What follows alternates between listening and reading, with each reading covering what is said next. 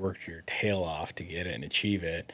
And it's that much more rewarding for you. It's that much more rewarding for your company that you're with. And then, of course, providing to your family and feeling that appreciation. Your family respects it so much more of the work you put into it, where it's like, go to a restaurant. I mean, where's the respect in that? It's like sitting around, but appreciation, where it's like every cut I put into that thing. It's like, man, I remember packing this thing out. Man, I remember 4 days of this. Like, man, you really, really appreciate that. And I think that's life. You need to appreciate it, considerate of what it is, and understand, and just be like, wow, there was so much involved to earn this. And you start having way more appreciation for your life in general, for the things you've earned compared to those that did not earn anything.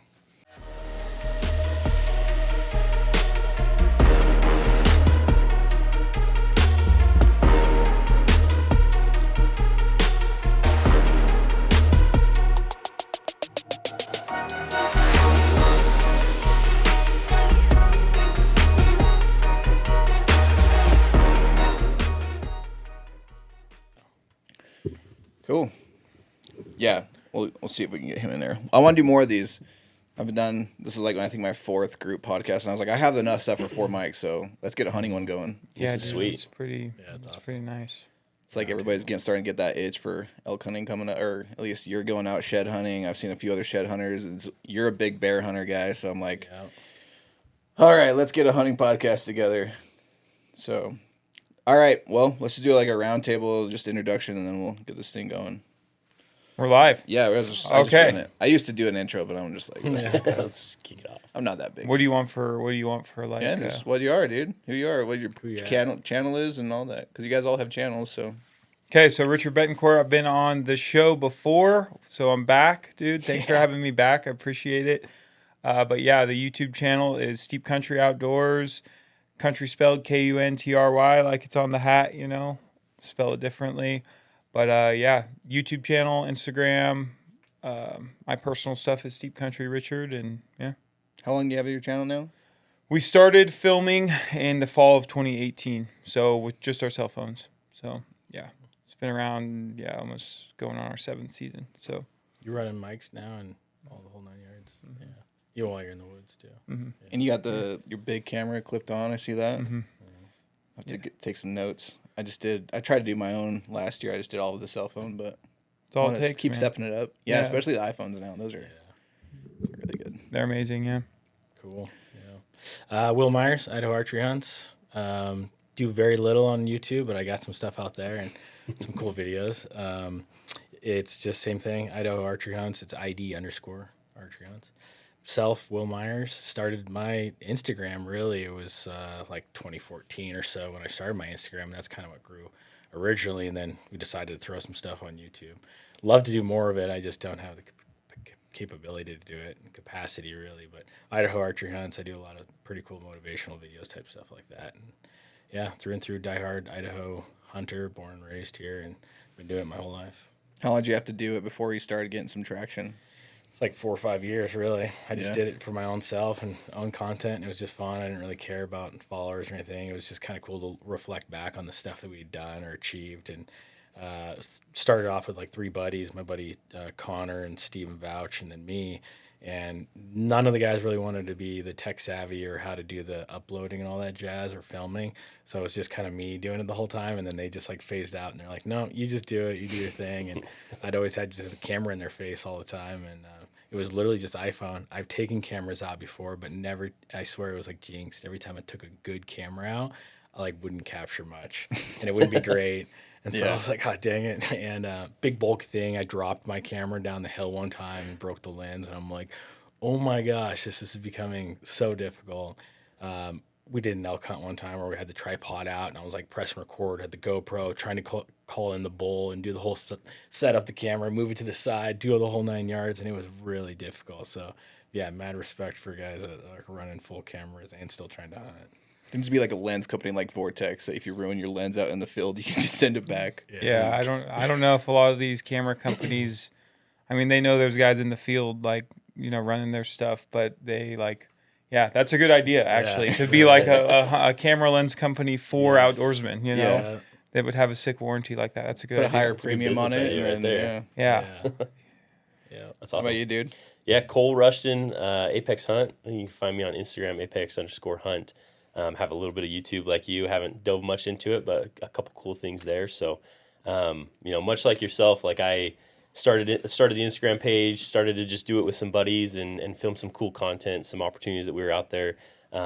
And over time, like it's been really, really cool to kind of look back on the content and be like, man, remember when we did that? Like that was wild. Or, you have different stories, different things that pop up over time. And so the page has grown, a little bit over time. I think the main thing that I love is like friends and family and the people that I kind of get the opportunity to engage with that start talking to me about the content on the page, right? Like, hey, I saw when you did that, like talk to me a little bit more about that. And that's been cool to see kind of the connections and things. And I mean, even the fact that I'm here with, Matthew right now on the podcast, like it's cool where the channel kind of takes me and different things like that. So, yeah. Yeah. I think it's cool with like the creators, how it's different than watching the outdoor channel when you're a kid. It's like 30 minutes. You just see them like go out to the field, they shoot something and that's it, and not like now you can watch on YouTube an hour-long video and you see all the trials and, the failures and, equipment going bad or whatever. And then you actually get like the full view of what it is, not just your 30 minutes with Will Primos and like, all right, I guess I got to go out there my first time and I'm going to shoot this 6-point bull. Like this guy makes it look easy, Yeah, for us, like my background is we grew up doing a lot of home videos. So on the VHS type, over the shoulder type video camera, right? So I grew up with that, just a part of our life, and something we did as a family is we always like would watch that back, and it was just a good way to reminisce as a family, like, oh, that was a funny time, or that was fun, remember when we were doing that or whatever. So it just naturally evolved into the outdoors in the hunting space when I was a kid growing up, that we were filming it and showing it. And then come down to 2018 or so, when we decided to start filming it for like YouTube, it was like, man, we could share this stuff with the world essentially. YouTube's a global platform, and this is so different from like a Primos hunting show on the Outdoorsman channel, like where we're going to show the process essentially. And when there is success, the success is a highlight, but it's not the main focus. And the main focus is more so the memories made, the lessons learned, the time spent with family or friends or whatever you're doing. So that's like my biggest like reason why I really enjoy filming and documenting it, because when I'm as a consumer of content, like when I watch other people's like content, I like to see that the behind the scenes, quote unquote, of everything that's going on. Like I find that stuff to be most enjoyable to watch. Yeah. And I think it's like the good, the bad, and the ugly. You know what I mean? That's one thing that you never saw on like the Primo TV and stuff like that. You just see the good. You see the payoff, the kill, and everything else. And now with like different creators and different stories, it's like, man, you see everything. They kind of peel back the curtain. And those are the creators that everybody wants to follow. You know what I mean? The people that are going to tell the full story and the true story no matter what it is. So it's cool. It's cool the way that it's shifted with social media. Yeah, I feel like showing everything now, it kind of gives hunters a better name than it was just like grip and grin photos. And, now you can actually see it's a lot more than people think of, just like going out and killing something and now you're all happy. I mean, there are road hunters and stuff out there, but for the most part, most people, they're actually putting in the work, and there's a lot of times where you're going out and you're not getting anything. So like you are so happy when you actually finally get an animal because of all the behind the scenes stuff of the preparation, whether it's e-scouting or doing boots on the ground scouting, or all the years where you went out and you like archery elk hunting where you missed elk or something and it finally came together.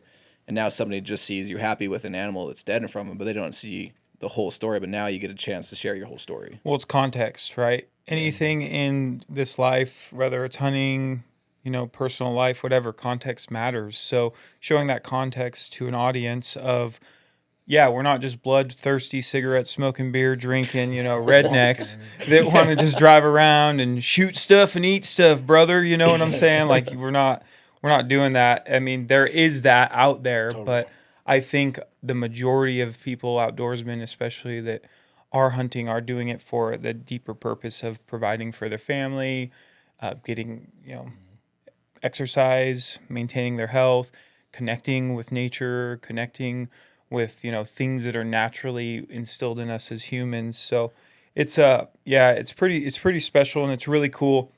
Now the flip side to it, or the dark side, I would say, is and you have critics and everything. So you provide the context, you show the behind the scenes, you show the good, the bad, the ugly, you show the wounded bull, you show the whatever happened, right? Which is the truth and the reality.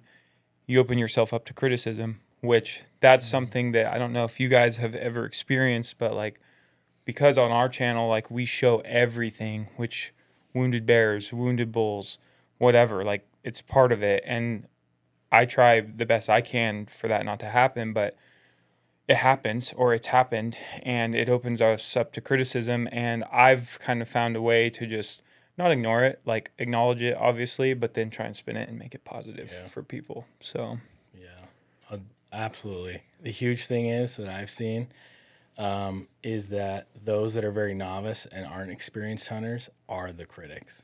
Because those that actually have been in the woods and spent years and years in doing this, it's going to happen to them. It will. And so those people respect you. And those people are like, man, that happened to me one year, da-da-da-da-da. Like, I know how it is. They actually understand your feeling.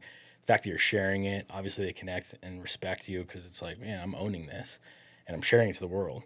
Those that criticize you, which I've gotten criticism, just had it happen this past year, look back and those people have no experience in that and don't understand it on that level. And they're like, oh, wow, yeah, 92-yard shot, which it wasn't. It was like a 35-yard shot. They just assume I just tried to shoot it at 92 or something. Yeah. But, yeah, they just criticize you. And, yeah, it's like, dude, you have no idea. And when you do get to that experience and you age out of your diapers, you will happen to you. And then you're going to look back and be like, oh, well, it's probably, I mean, at that, it's important because, like, people who don't have the experience, or people who like maybe that listen to this podcast that aren't super like hunting or outdoorsman type people, like I think it's important that they should know to ask. Like, someone sees you do a shot and they assume that it's, 95 yards, but it's 30 yards, and like they should reach out to you and ask before they just go to their keyboard and before they just go, what the F, man, like, you bloodthirsty redneck, whatever, right? Like, they should reach out to you and ask. Because, I mean, just me knowing you personally, like, I know that you're more than happy to talk to them about it, right? Explain the context of the situation, let them know what was going on, and then from there, like, you have a conversation, and then guess what? You may have just opened someone's eyes to want to go out and try it themselves, or they can go take it to their sphere of influence of people that maybe felt the same way as they do, and kind of change their mindset, which is really cool. So, yeah, I think it's cool too. Just with a lot of people are concerned more about where their meat comes from and everything, or like they're trying to be more health conscious and all these things. Like, we're about as connected as it comes to where our meat comes from. A lot of people are just so disconnected. They're like eating a steak and they're like, I hate killing animals. And you're like, okay, buddy, like this elk that I just am eating right now, it had a way better life than that steak you're eating. Like. But you're fine with that. But since we show you everything of like, this elk lived a great life and now it come to an end and we're grateful for this. But you got to have some kind of connection of where your food comes from. And like, we respect it a lot more because of all the work that came into it. And we respect that life a lot more than a lot of people would respect their beef or chicken or whatever, Yeah, I think there's definitely a way, and it's as outdoorsmen, as hunters, I think we kind of carry some of this responsibility to bridge that gap for folks that are like living in LA or New York City or even downtown Boise, right? That's where we've gotten to in this state. But like, even in downtown Boise, like, we carry this responsibility to educate them on this thing, right? Like, that's fine if they're not comfortable with the actual like killing of an animal. That's okay. But you have to be aware of it and like understand that whether it's a beefsteak or an elk steak, a life is getting taken in order for you to enjoy that meal. So it takes life to live life. So it's one of those things where if you can educate them about like the life that animal lived in the mountains versus the life that the animal lived in a livestock home, like a livestock house, like then I think you start to open up different avenues of conversation with folks that really kind of hones them in on more understanding versus criticizing. So yeah, I think it comes down to like how the kill was taken too. Like, I always think about when people criticize us as hunters, like, I would much rather be eating something that lived its entire life on the hillside, that roamed free, had years of natural, I don't know, granted they'll mix over into some agricultural sometimes, right? They'll get some GMOs and things like that, but for the most part, the animal's free and wild versus, you go and get like a cow, you butcher it up, you're going to hang the animal upside down, you're going to slit its throat. And I know that's graphic, but like, that's sad to me. Like, that's as sad to me as giving an animal a fair chance and going and chasing it on a hillside, and then being able to harvest that animal and eat it. I just think it's two totally different scenarios that all of that is blurred in the real world, right? People don't realize how the cow steak, that they're eating, got to them, right? And it's graphic. It's more graphic than what we do as hunters. And so, yeah, I guess peeling back that curtain to just say that we as hunters like that fair chance, and we like that organic meat. So yeah, especially on wild or like national forests, where you're not like a high fence or something like. That way you're just going grocery shopping if it's a high fence, pretty much like an expensive grocery shopping. But that's still organic, I guess. That's not really organic. It depends on where you're hunting, but non-GMO corn. Yeah, sounds pretty good. I mean, when they hear the feeder spin, and they come in, and you're like, all right. Yeah, and the earning aspect of it all. It's like you've earned it. You worked your tail off to get it and achieve it. And it's that much more rewarding for you. It's that much more rewarding for your company that you're with. And then, of course, providing to your family and feeling that appreciation. Your family respects it so much more of the work you put into it, where it's like, go to a restaurant. I mean, where's the respect in that?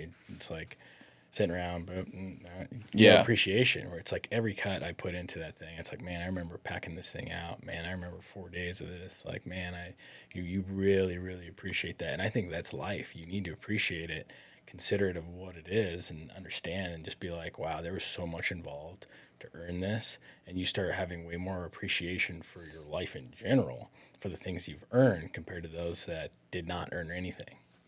I think it's primal. Like there's something primal about that, from taking that meat from that mountain back home, putting it in your freezer, cutting it up, feeding your family for months, right? Like, every time you're pulling that steak out, you're reliving the memories. Like, there's something primal about it. Like, I love that. I love it. Well, it's in our DNA. I mean, whether you are a transgender that lives in LA or you are a conservative man that lives in Idaho, right? Like, somewhere in your lineage, at some point, hunting was involved. So as the transgender in LA, it's like they have to just, like I said, if we can give them that context and bridge that gap for them to just have them understand it and not be so critical of it, that's what's important, right? Like, if they still choose to not want to do it or support it, that's fine. But as long as we, as like an outdoorsman and as hunters, explain, like, no matter what part of human history you look at, we're all connected to this. That's why you feel primal on the mountain. That's why when I hunt bears that are predators, I feel this like weird energy of like, whoa, this is like spiritual beyond just hunting ungulates, because bears are predators too. They're killers too. So like, and I'm killing a killer. So it's like this weird thing, but it's, yeah, man, it's just as we are evolving into a world of manufactured meats, and like and wild game and livestock, like, I think it's just really important that even if people don't choose to like hunt wild game, that they just understand the importance of real meat versus fake stuff, and it's not real. So what is that going to do for us? It's scary. Yeah. I think too, Ted Nugent had like a really good, I don't remember where he was at, like with Piers Morgan or something, but he was saying to people, like, even if you're vegan, like, there has to kill way more animals to grow that tofu than it takes to kill this one elk. Oh yeah. Like, you got to kill every vermin, every mole, everything that's in that whole field. You're killing everything that just comes through there. But now you feel good about eating your tofu, so. Like, you're just, I think it's an education issue of like, what are you really getting into there? Like, because anything you eat is going to be, a life's going to be taken. It takes life to live life. We're taking one life, you're taking thousands for your tofu. So yeah, I mean, if you get anything from this podcast, don't be vegan. Yeah. So what's some of the highest and the lows that you guys have had while hunting? Because I think a lot of people just see the highs and like we were talking about, but the lows are, I think, what really are the more memorable moments. Because especially whether it's like a crappy hunt, whether it's, you get reined in or your equipment failure or whatever it is, I think those moments are the ones that really stick out. The shitty situations are the ones you remember, rather than, opening morning I went out, first stand, killed something, and you're like, that was fun, but it's not really rememberable. It's funny because as the nuance and novice of hunters and those that are listening to podcasts and watching videos, they're looking for success. They're looking for the story. They want to get motivated by it. They're tackling this new sport or hobby or personal life endeavor that they're now wrapping their brains around this new concept of going out and finding success. When in reality, majority of the times you are not finding that success. And there are more down times than there are up times. And I think that's harder for newer hunters to conceptualize and understand that, hey, it's not always going to be easy. And majority of the time, you're going to have lulls and you're going to be down and going to the next, oh, this is dumb. There's no elk in here. Oh, this is ridiculous. And they just get so down and they just get burned out. And you find a lot more people drop off of hunting. Whereas like a lot of us who were born and bred to hunt, following my dad around the mountain for days, for weeks, and just kicking dirt and rocks. And there's no animals, Dad, where's the animals? And just knowing that was first, that came first. Yeah. So then finding success was like, oh, heck yeah, finally. You can earn it and understand that. So those that are born into it, it's like that's part of the process. Majority of the time it's down. We saw the elk, all of a sudden we blew him out, and now we're on the next ridge, and now we're not going to get to him till tomorrow or so. Like, okay, that for us is like, oh yeah, no big deal, dude. Back at it tomorrow. So many people cannot find good hunting partners because their brain just switches off to being negative. Like, let's get out of here. Let's go back to camp. Let's go drink some beer. And they're done. And they're because of what they had seen the YouTube videos and everyone's finding success. And even my content on social media is kind of a highlight reel. But majority of the time, I got video footage of just absolutely nothing, no success. And so people see that and be like, wow, you guys kill a lot of animals. Oh my gosh, you find so much success. Majority of the time we do not. So yeah, that's kind of my 2 cents on that. Yeah. Let alone just the animals and tracking and the downside of what happened to be really great to be down. We could talk days on that. And that's where I'm at too. Like I have a couple kids that are 10 and 11 and they're like right at that beginning age. And I'm like, how do I want to present hunting to them?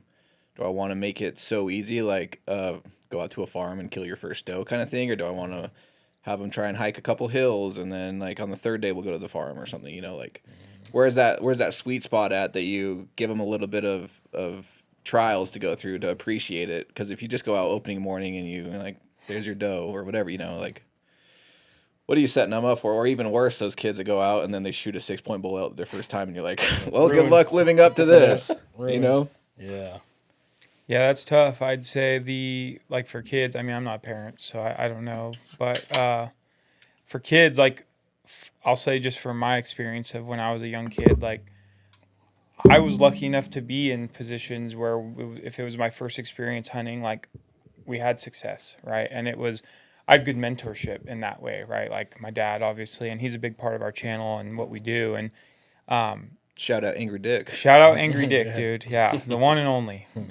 Retired Dick now, So, but no, good mentor, and we had a lot of success. So I know as you're a kid and you're focused on so many different things like sports and friends and school and like when you think about hunting or fishing or something, like you want to pull those good highlight moments that for whatever reason, for me at least, like just got stored away and kind of suppressed for probably 10 years of my life, but then came back to the top of my memories and like feelings that I wanted to feel again after I was done with like college and sports and everything.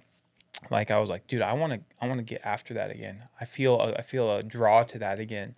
So I think the success as a kid helped me come back to it later in my life versus like there still was a lot of downtime when I was a kid, like a lot of just hiking and a lot of like where are the deer at and a lot of like this is like I'd rather go be playing with my friends right now, But like because we experienced success, it like locked in my memory bank that this is something that I want to do. So if like for a parent, right, and from my perspective, even though I'm not a parent, maybe trying to find a balance of like make them grind a little bit, but then still have a reward like that's out there that they can get, I'll never forget dragging out a buck with my dad. Like it was the worst and best thing I could have been doing at that age, right? Like I was like, wow, we killed something. This is amazing.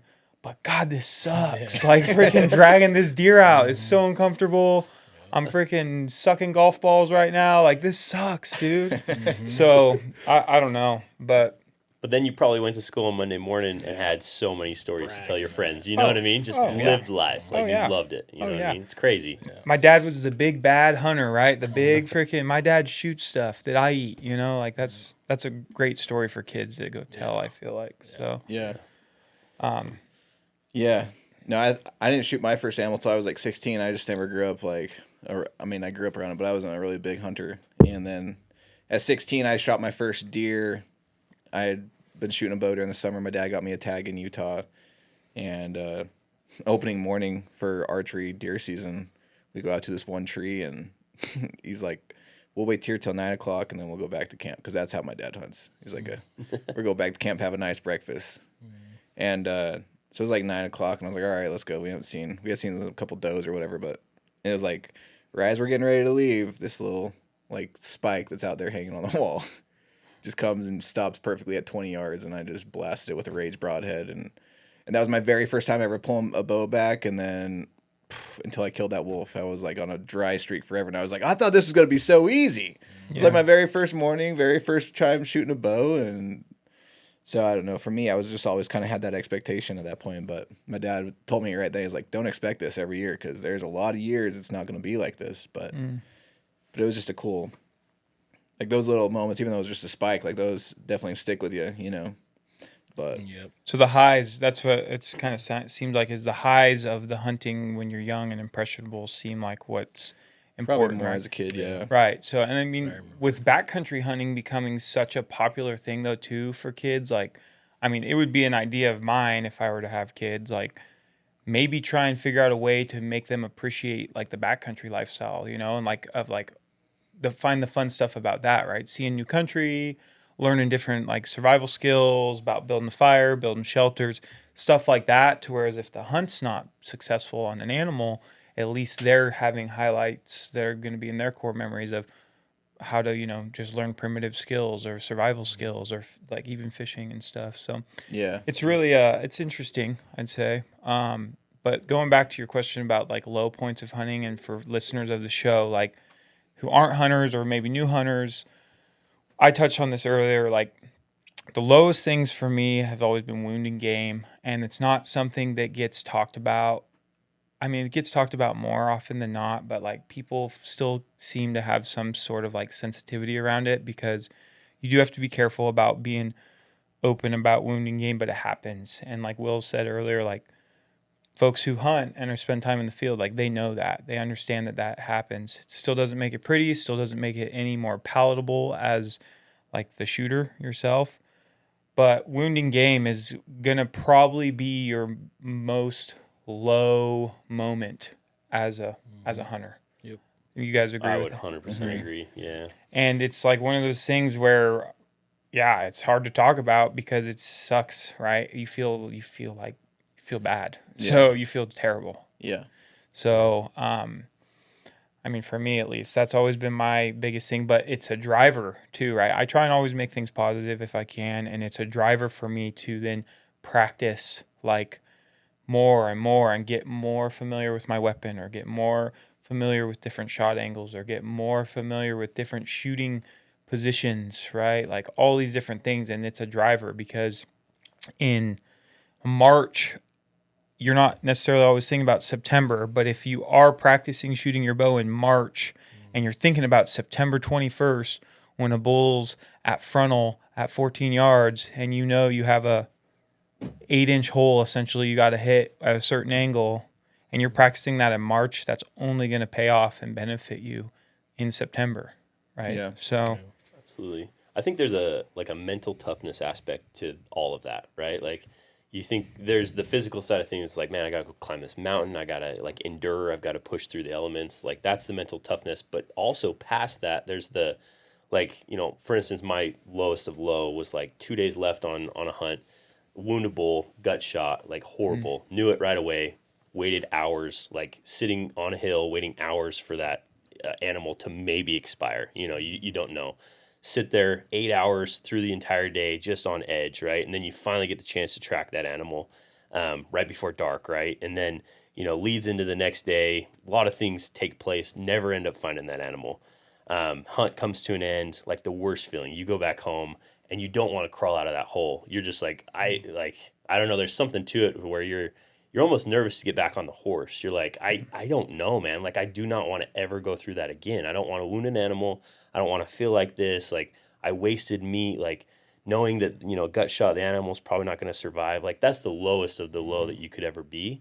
And for me, like, it took a ton for me to, like, get back into it. Even the following year, it was just like, man, like, I don't like that feeling. I don't ever want to experience that again. But like what you said about like preparing, you know what I mean? And keeping that in the forefront of your mind that like that lowest of the low, you never want to get back to that opportunity or that, instance ever again. And so you're going to do everything, physically, mentally, shooting your bow, practicing, making sure that you have the right equipment, like everything to put yourself in a better situation and never have that happen again. And I think, that's how you use the lowest of the lows to make yourself a little bit more mentally tough and to be able to push through the elements. But you're right, like those moments suck. Like they are the worst. Yeah. Yep. What do you guys think about those areas where they say if you draw blood, your tag's punched? Yeah, I mean, depending on, how it goes or the blood you see or arrow, like a lot of people don't understand how to read blood on an arrow or how much, and, whether it's buried in the fletching or whether it's lung blood or when you're tracking it and you see it's bubbled and you can tell that it's lung blood and so, or dark and it's a liver blood. And so, you got it in the liver. So understanding where your shot might have went through and understanding where the vitals were, quartering away, where did it exit the arrow? Okay, what possibly is damaged, you can really decide whether, oh yeah, that's for sure. I'm punching my tag, and you spend the next 3-4 days trying to find him. You don't absolutely punch your tag. There could be ones where it was, a quick nick, and you notice that it just missed. And dude, elk are such tough animals. Yeah. Find your arrow super clean, very light blood. No lung blood, no nothing. That animal's still running around. He's ripping around chasing cows, tomorrow, the next day, even that day. So it's like, no, I'm still hunting. So to understand that balance of where and when, and there was a deer last year that I ended up shooting, followed it for 2 days. And I know that he had to probably have died this winter or later that season. I for sure punched my tag, but I spent the next 5 days trying to find that one specific deer. I saw other deer. I'm like, oh dang, that's a good buck. I'd love to go hunt him, but I know it's not right. I have to try to find this deer. And so did everything I could to try to find that deer. Never ended up finding him. And yeah, absolutely punched my deer tag. Yeah. You think it's different for like a rifle tag? If you shoot something but you can't find it? It's context, man. It's these animals are so tough, dude. Like, yeah. To be honest, like the bull I shot this year on my rifle tag, like I know a lot of guys probably would have walked away and like been like, oh, I'm gonna keep hunting bulls. What happened? I don't even know. So I tried to document this the best way I could in our film that we released for the elk season, but essentially shot the bull, hit the bull, unknowingly hit the bull, thought I may have missed him, and watched him for like 30 minutes, 40 minutes, and he was fine. He was walking around. He was still just he was bedded in this area, so he just had stood up when I shot him, and he was just still acting like he was just waking up, essentially, And I was like, wow, this bull's not, like, he's unbothered. He's untouched. He's whatever. So, but it didn't sit right with me. So I filmed it, right? And this is a huge benefit of filming, like, for folks out there, like, and you guys probably experienced this, Absolutely. like, filming your hunts and filming kill shots and stuff is amazing. So you can go back and study. And so I went back to camp and I studied and basically found, oh, I hit that bull, dude. I hit him. Like, I was surprised that I didn't hit him, right? So then when I went back and studied, I saw, oh no, I hit that bull for sure. And I hit him where he's going to die, like no matter what.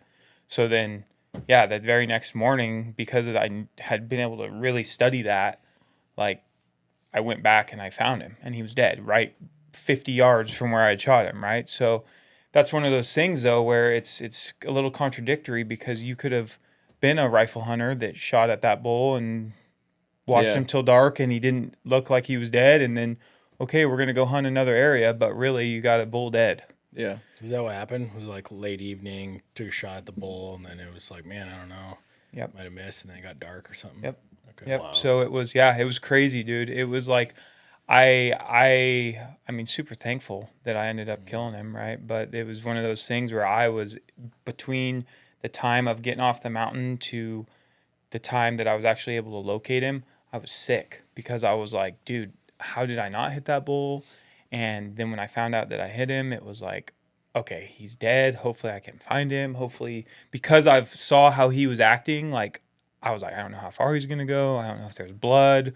Like, what's going on? I had a bullet failure. So my bullet actually failed. That's what my next question was, what were you shooting? Yeah, it was an ELDX and it failed.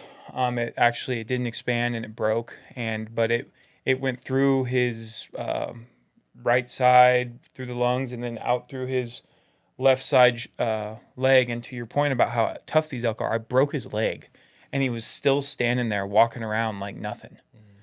So yeah, What were you shooting? it was a 7 PRC. Wow, that's what I shoot.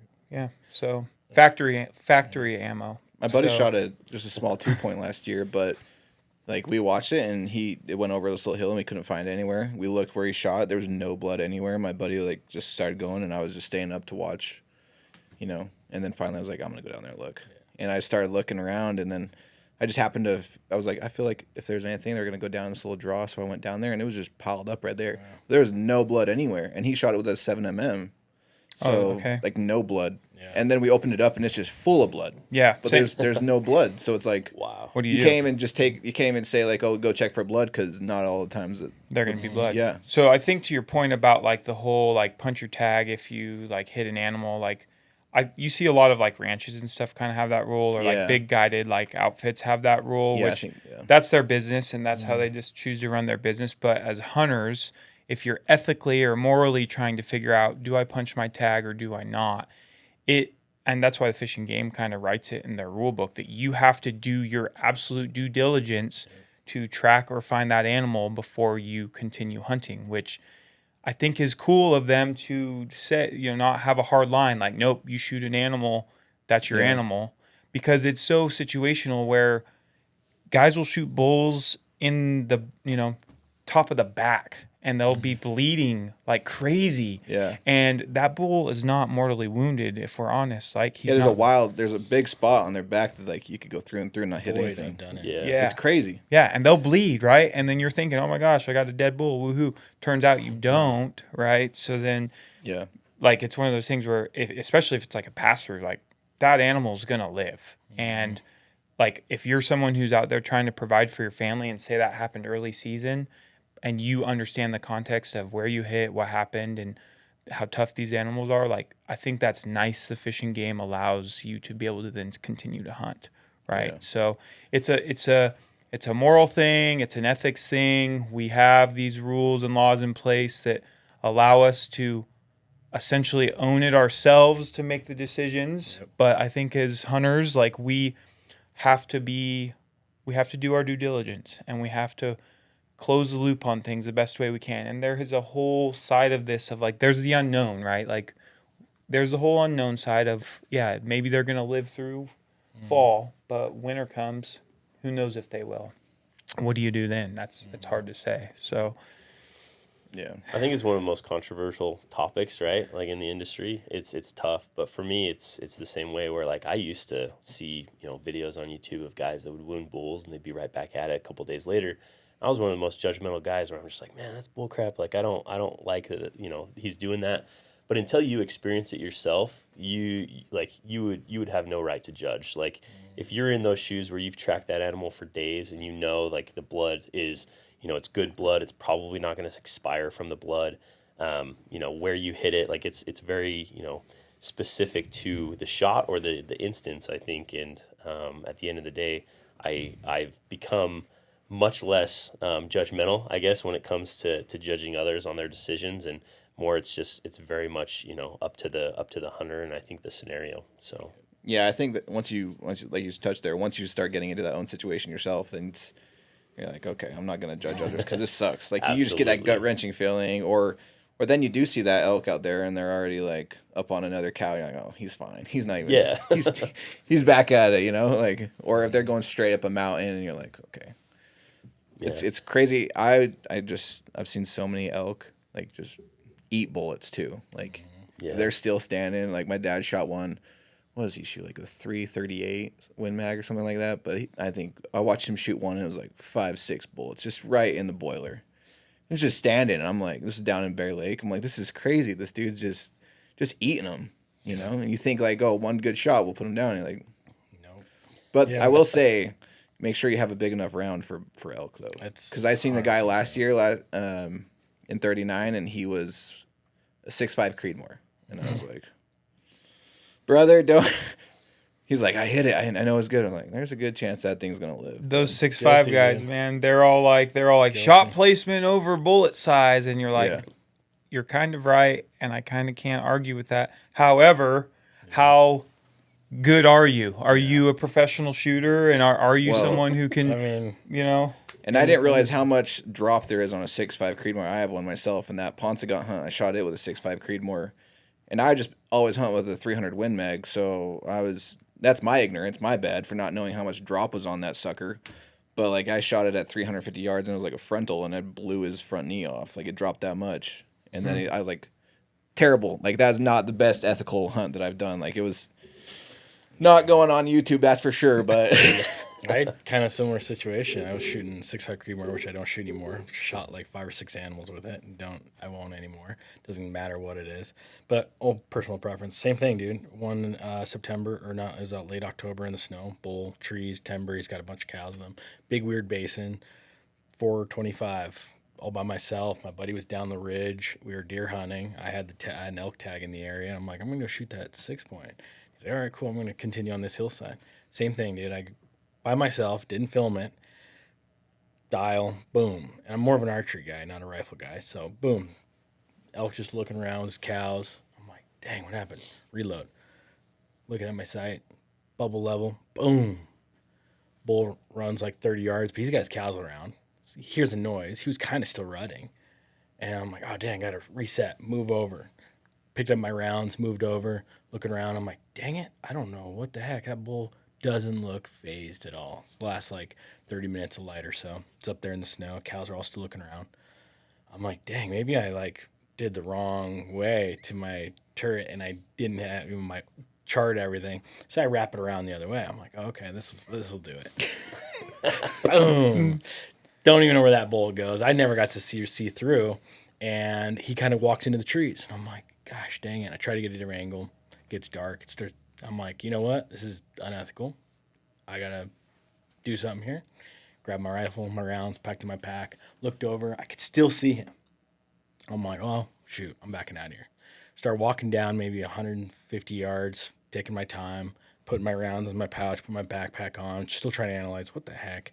I'm like, well, I guess we're deer hunting. Then I must have asked. Tomorrow I'll go up there and go check to see for blood or something. Start walking down to my buddy. He turns around, sees me coming. He goes, nice job, dude. So it gives me like a high five. And I'm like, no, dude. Because his scope and everything is now looking over back where like deer were. And he was about to pack up his bag because it's getting dark. And I'm like, no, dude, I freaking missed that elk. I don't know what the heck happened. He was still standing in the trees when I left. And he's like, no, dude, he's laying down dead. I can see him right here in the snow. And I'm like, what?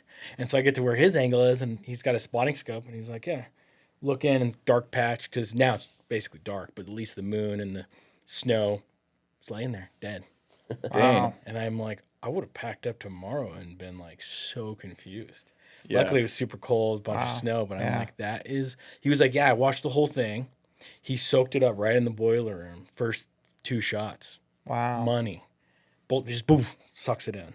Boom, sucks it in. And I'm like, what? 6.5 Creedmoor. And he's like, but the third shot, man, that one was like way low. I saw it in the snow and it blew up everywhere. I don't know what happened to that one. And I'm like, dude, I thought my stuff was all around. So I wrapped it around. I'm like, that is nuts. So I was super excited, of course, and I had to go up there. So I went up there that evening and took care of my buddy's stayed at camp. But yeah, long story short, dude, same thing. So it's all about kinetic energy, right? So he shot one with a 6.5. I shot one with a 7 PRC with factory ammo. Like, I looked at my KE, my kinetic energy at the distance I shot that bull, and I was right. I was just a couple 100 feet per second in that gray area of what they say may or may not be good for elk, right? So, and with the 6.5, right, you're losing so much KE at certain. I mean, it carries it good, but then just a 6.5 itself doesn't have a ton of KE for like elk per se. So, and it translates over to like archery hunting too. I mean, I'm looking at the kinetic energy on my arrow setups and everything. You get all into like the front of center and all that. Yeah, I mean, I try not to go like nerd mode on it, but I like a range that I like it's for broadhead tuning mainly, and just having a certain amount of weight that's gonna give me a certain amount of kinetic energy to where when I hit stuff, I want to hit it hard. Like, this is kind of probably intense, but it's like I want those animals to not feel good when I hit them. You know, like I want it to kill them, right? Right. So it's like I want to hit it hard, and because if I hit it hard, and I hit it good, right? It's going to die faster and make it more ethical as far as a clean kill. I want clean kills, right? Like we've all probably been a part of rodeo hunts. It sounds like we're all dancing around our rodeo hunts right now, right? And that's, again, part of hunting. But it's like, the cleaner I can make that kill, the better for me, the better for that animal, because that's probably going to be the most merciful death that animal has if it's a clean kill versus getting eaten by some mountain lion or dying of old age, withering away, starving. So like, it's just better for everybody if it happens that way. So whatever I can do to control that through an archery setup or a rifle setup, like I think I've actually been talking to your buddies about some of their like 7PRC builds, because I'm working on a load right now that I'm like, dude, I got to have this speed and this type of energy. That's what I switched to, 7PRC. Yeah. So don't buy the factory stuff right now. I mean, they're having a powder issue, I guess, with all these factories, so these manufacturers. So not into the the factory loads right now. But anyway, anything we can do to make hit hard, be a good shot, and be a clean kill is going to be the best thing for that animal and for us, right? Because we have to go find them once we kill them. It's funny you talk about broadhead tuning, because I had never really heard about broadhead tuning my whole life growing up. My dad would opening morning take off his field tips, put his broadheads on, and he would always smoke something. Really? Like, yeah. Legend. This is Muzzies. Like Legend. Muzzies one. Yeah, legend. Yeah. It was just, and so when I started getting into archery, I bought my first bow, and like I was getting all into like watching the Knock On, School of Knock, all that good stuff. Like I was getting into it. And then I was talking to my dad about broadhead tuning. He was like, I don't know what you're talking about. I was like, yeah, you got to move your arrow rest, like you don't move your sight. And he's like, no. So yeah, like sure as shit, like I always we would get to camp and he'd like, where my buddy and I are like moving our, doing our thing, and my dad's like, whatever, and he just pulls up, puts his and he just smashes them. I'm like, what? Like I don't like he grew up shooting competition archery with like aluminum arrows and stuff, but he's like, I've never tuned my broadheads in my life. And I was like, I don't know, maybe, like, am I just overthinking this? And then I'll switch them out, put my QADs on, and they'll fly completely different than my broadhead. So I'm like, okay, well, I don't know. Maybe it's just him. I don't know. It was wild though. Mm-hmm. And helical twists on your fletching and which way it spins and all of it, man. Yeah, I don't even. That's what I was like, frick, man. Am I not looking enough into this, or is he just lucky? Or I don't know. It's a happy medium. I mean, my dad archery hunted and killed, 20 plus bulls. Like same thing. Carbon Express broadheads, like the cheap Chinese. Yeah. Twist them on the day you're going out and shoot elk.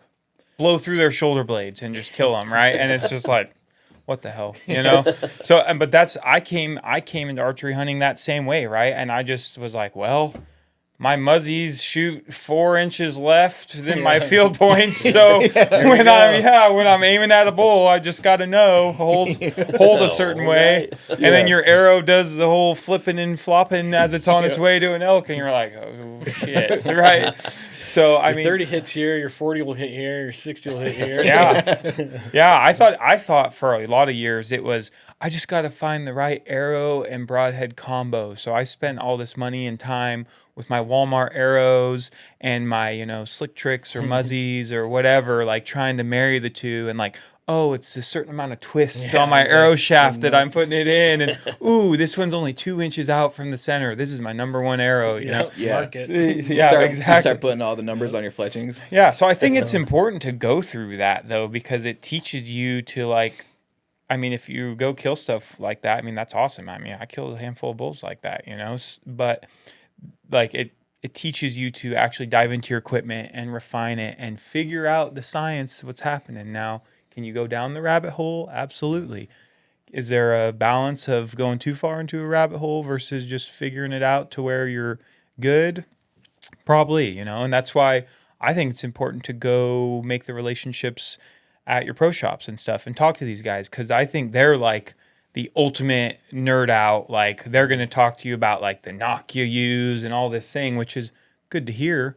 But it's like, okay, where's the happy medium, right? Like, if I just get a nice bow, get some decent arrows, get it tuned properly, am I going to be good? And then more than likely you will be, versus, the old Amazon special, tune it in your backyard type deal. Walmart clearance area. Yeah. Yeah. I mean, literally, I did that. It was like I bought the Carbon Express arrows from Walmart for 5 or 6 years, and those are my arrows because I could buy a half dozen for $30. Mine was Craigslist. Oh, well, these arrows are really long. Oh, well. Yeah. Well, these ones are almost too short. Maybe it's the half. Yeah. So if there's a new hunter getting into the sport of, just say, archery elk hunting, then like, what are the areas you wouldn't skimp on, and what are the areas you would actually pay attention to? It's like, I mean, we can not ask the sponsored clothing guy here, but like, hey, clothing, I would say like clothing, you can go pretty generic. Yeah. Like, a lot of people are like, oh, you don't need Sitka, you don't need like these $800 outfits to go out. Like when we were talking before we started here, like go to Costco, go to Walmart, get some Wrangler, like get some solid color pants. Like for me, I would always tell someone your boots and your optics, because your boots will save your feet and your optics will save you from walking so far. So, I mean, I'd spend as much as you can on your optics and your boots, and then I'd go to the backpacks. But I think those are like the 3 areas, as long as you already have your equipment, like your rifle or your bow. But like outside of that area, what do you think? Yeah, boots number 1 for sure. That's what I always see for like new people, and they're trying out different boots. And of course the break-in period, some people have break-in periods, and everybody's feet are different. So you got to try them all. I would say it not necessarily what you have in your pack. I mean, I guess more or less what you have in your pack to be able to endure the elements, like fire kit, some survival blanket, some fire blanket, fire kit, food, of course, water, all that jazz that will at least allow you to stay further in the mountains, or at least longer in the mountains to find that success. I'm a big pack guy, so it's like my pack's got to be comfortable in my back. A lot of guys are wearing, just not good packs, and so it's uncomfortable around their waist, and they're like, man, this pack is really uncomfortable, and they hate it, and they're always putting it down, and they're going to walk back to their pack and then do the whole 9 yards. And it's like pack, I think, is really important to me, and boots. Yeah, and it really kind of also depends, like a lot of it's terrain, where you're at, what kind of weather you're going to be enduring in that. So all that can play an effect. But yeah, clothing stuff, not necessarily that important at all. Yeah. I'd say optics are probably my number 1. Like, I don't know. It depends on your situation. If you're going after a big bull, right, you want your optics to see like what do I have? Like, what do I have to play with here? Like, a lot of guys I know will go out with 10 by 42s, and they'll be okay with that. They might see elk, but really deciphering like exactly what you're seeing, I think kind of helps you go that extra mile. I think too, like for me, there's a lot of scenarios, right? Like if you get a big herd on a hill, you're probably gonna have raghorns off to the side somewhere. You're gonna have a big large herd bull with a bunch of cows, and like being able to decipher the scenario before you go in, I think is huge. So having the right optics that can kind of help you see, what you're gonna go into, because there's a lot of guys that might go into that and say like, I'm okay to shoot those raghorns, right? I'm going to cow call them in, and they're going to come right in. I'm going to shoot them. There's a lot of guys that might say, hey, I've got to try to sneak into that herd bull. I've got all these cows and I've got these raghorns. How can I make a play on that bull? So I think like being able to see in and have a little glimpse into the scenario to know exactly how you can go in and kill those bulls goes a long way. So I think a spotting scope is huge for that, or, a really nice set of binoculars that could get the job done there. So I'm kind of an endure the elements guy myself too. Like I'm a big merino wool guy. I think like something like a base layer against your skin. I don't think you need like a whole deck out system to begin with, but I think like a nice merino wool layer against your skin to keep you warm through the elements. So yeah. What do you think a beginner like budget would be these days for people? Like $1,000, you'd say, for like people are listening in their beginning, like you think $1,000 Like archery with that weapon? Archery, yeah. So minus weapon, okay. Like what would be a good beginner hunting budget? You think $1,000? I think you get over. I mean, Easily depends on. grand. Easily. Oh, under, I know. like Well, grand or under. Okay, sure. yeah, and Boots, that's I $200-$300. think between your boots and your 40, optics, that's about. You could be about $500 between those two. About $250 a piece.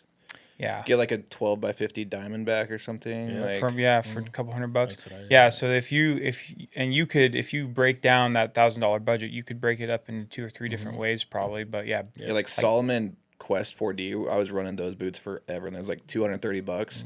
They stopped making them in wide, and I can't wear them anymore. But those, like, I bought that same boots for multiple years in a row. And that's only $200. I mean, that's a solid like September boot. I never do really insulated boots, so that saves a little bit of money. But yeah, if you're the $1,000 budget, right, the best thing probably for guys to look at would be optics, boots, and like pack probably outside of weapon, right? Yeah. Like if you don't have a weapon figured out, it would be obviously weapon, boots, and then optics probably is what I would assume, and then everything else you can figure out from there. I mean, the packs are incredible these days, and there's a lot of good companies out there doing really good stuff. But man, it makes a huge difference just going from a Cabela's Alaskan, aluminum frame to like a high-end initial centers or EXO or whatever people use these days. yeah, Like there's a huge difference as far as comfortability. Oh, yeah. And I think it's important to go pack out some animals on the more affordable or budget pack frames, because then you learn where your weaknesses are or what you find uncomfortable, because some people might be okay with certain strain on their hip points or on their shoulders or something, or on their back.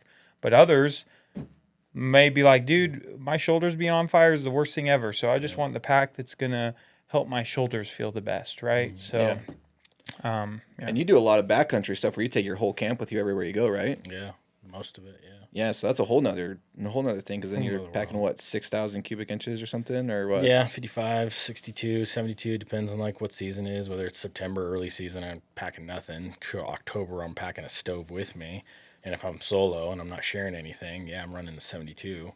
But yeah, backcountry is like a whole nother ball game, and yeah, you got to have a pack at least to save budget wise, one that's versatile to be able to do everything. Where you're still using the frame to pack out the meat and the animal, but then also the actual cubic space, whether it's going to be 2 day to 5 day. And so to have something where you can swap out different bags on that same frame is going to help you tremendously on the budget aspect.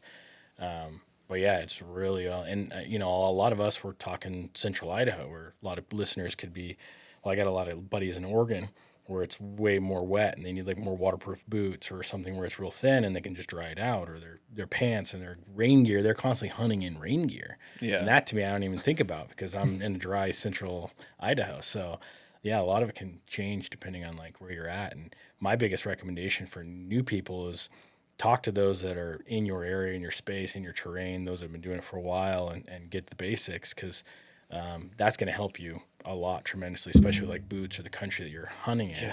Yeah. Where guys too that have reached out to me, it was like, oh, do you have gaiters? And they're like, what's gaiters? Yeah. And that was huge when I first bought my first set of gaiters. I was like, oh, these are way nice. I don't have wet boots and pants. Yep. Because then that gets your socks wet and then your feet are all nasty. Yeah. Dude, you know what's so funny about gaiters is I thought for years I always just bought leaking boots.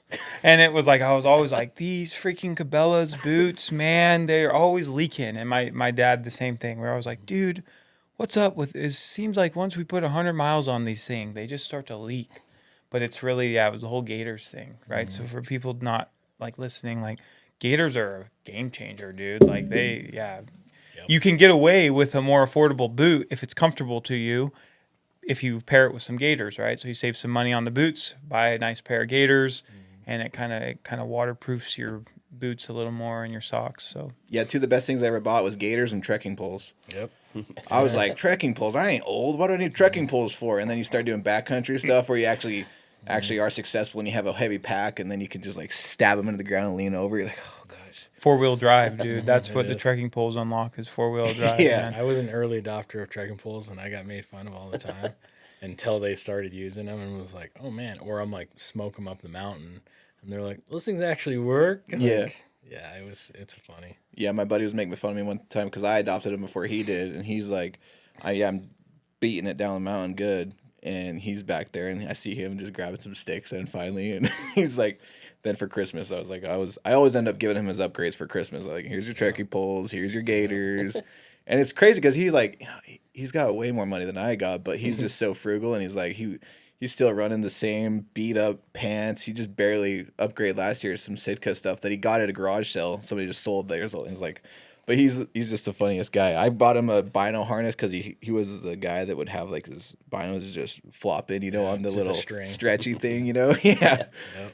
And so those were like, I think it's cool because you just upgrade over the years, Progress. Yeah. It's a process, man. That's it what's is. so great about hunting and outdoors. Like, it's a process. And you, like, of course, you gave me a hard time and some shit about being the sponsored clothing guy, but like, Hey, I'm all about it. I'm telling people though that it's like, yeah, I choose to wear what I wear because that's what's best for me. And if you have similar, like, interests or you're in similar terrain or environment as me, I think that I could, that's why I work with them, is because it's like I want to promote that to others that are like me.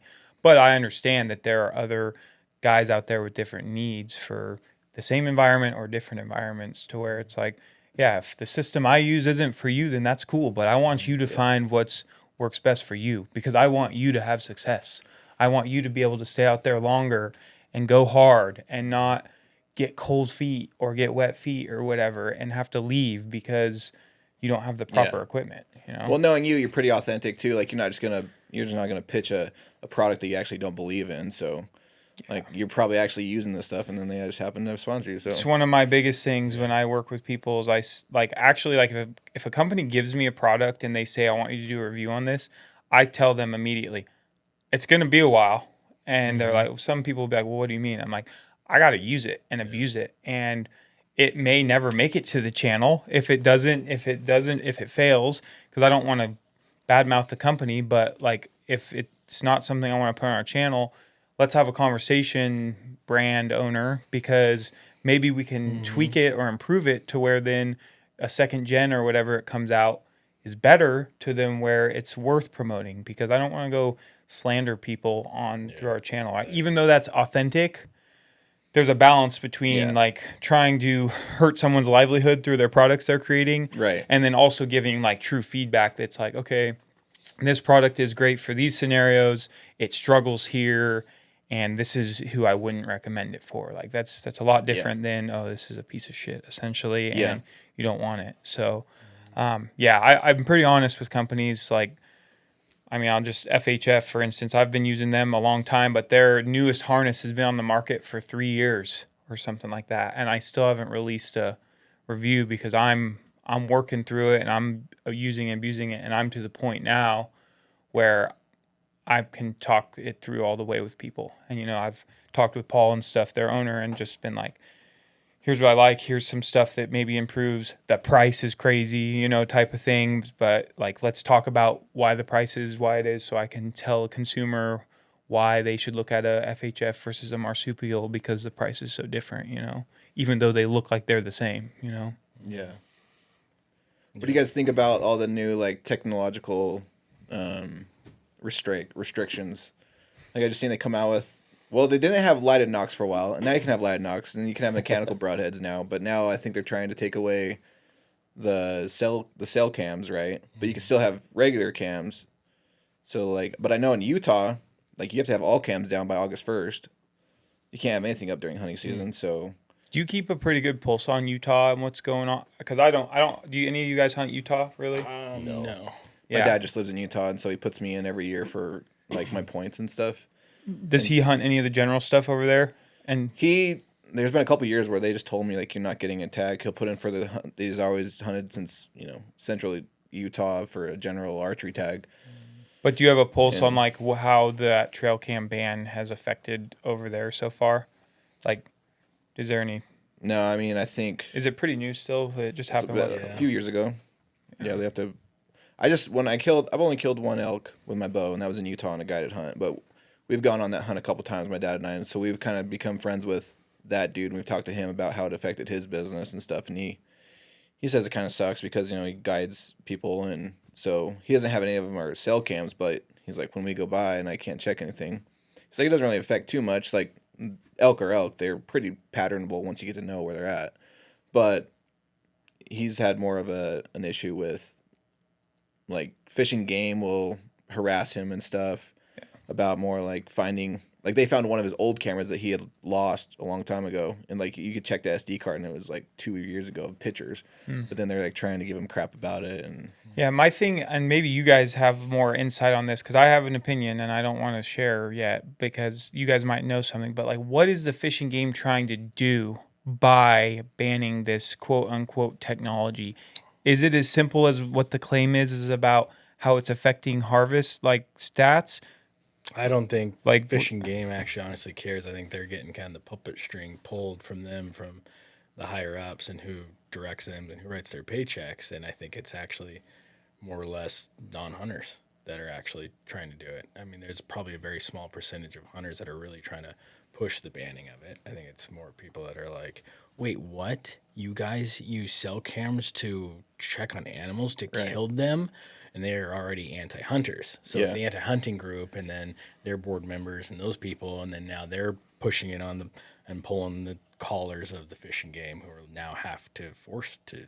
like now that you get a notification that a bull went by your camera that's 5 miles back in or something, you're like, all right, let's go. 5 hours away. to get to it. Yeah, 6 hours away from you at your desk job, and you think, like, as an anti-hunter, you think that I'm going to go kill that bull. I can see a bull going over a hill and go over the next hill, and I just can't even find it then. So it's like, exactly. I think that's what's crazy. There's zero data behind it, in my opinion. Like, I don't think there's any data to prove that people are killing more animals because of the cell cams than before. I think it's a lot of flack that they're getting, that they're just like, yeah, I guess we'll ban them. I guess we'll take those away too. It's really not even us. The people who we're talking about, who we think of, it's not us. It's the guys on landowner that have private land and have these cell cams. They can jump. Oh, I got to finish my meal, jump in their truck, and then drive over to the hill and go shoot that deer, or jump in their tree stand because they know he's taking that route and that path, and maybe it's the white-tailed deer they're really doing it, or the elk that only have that one water hole, and so they're starting to backtrack the trail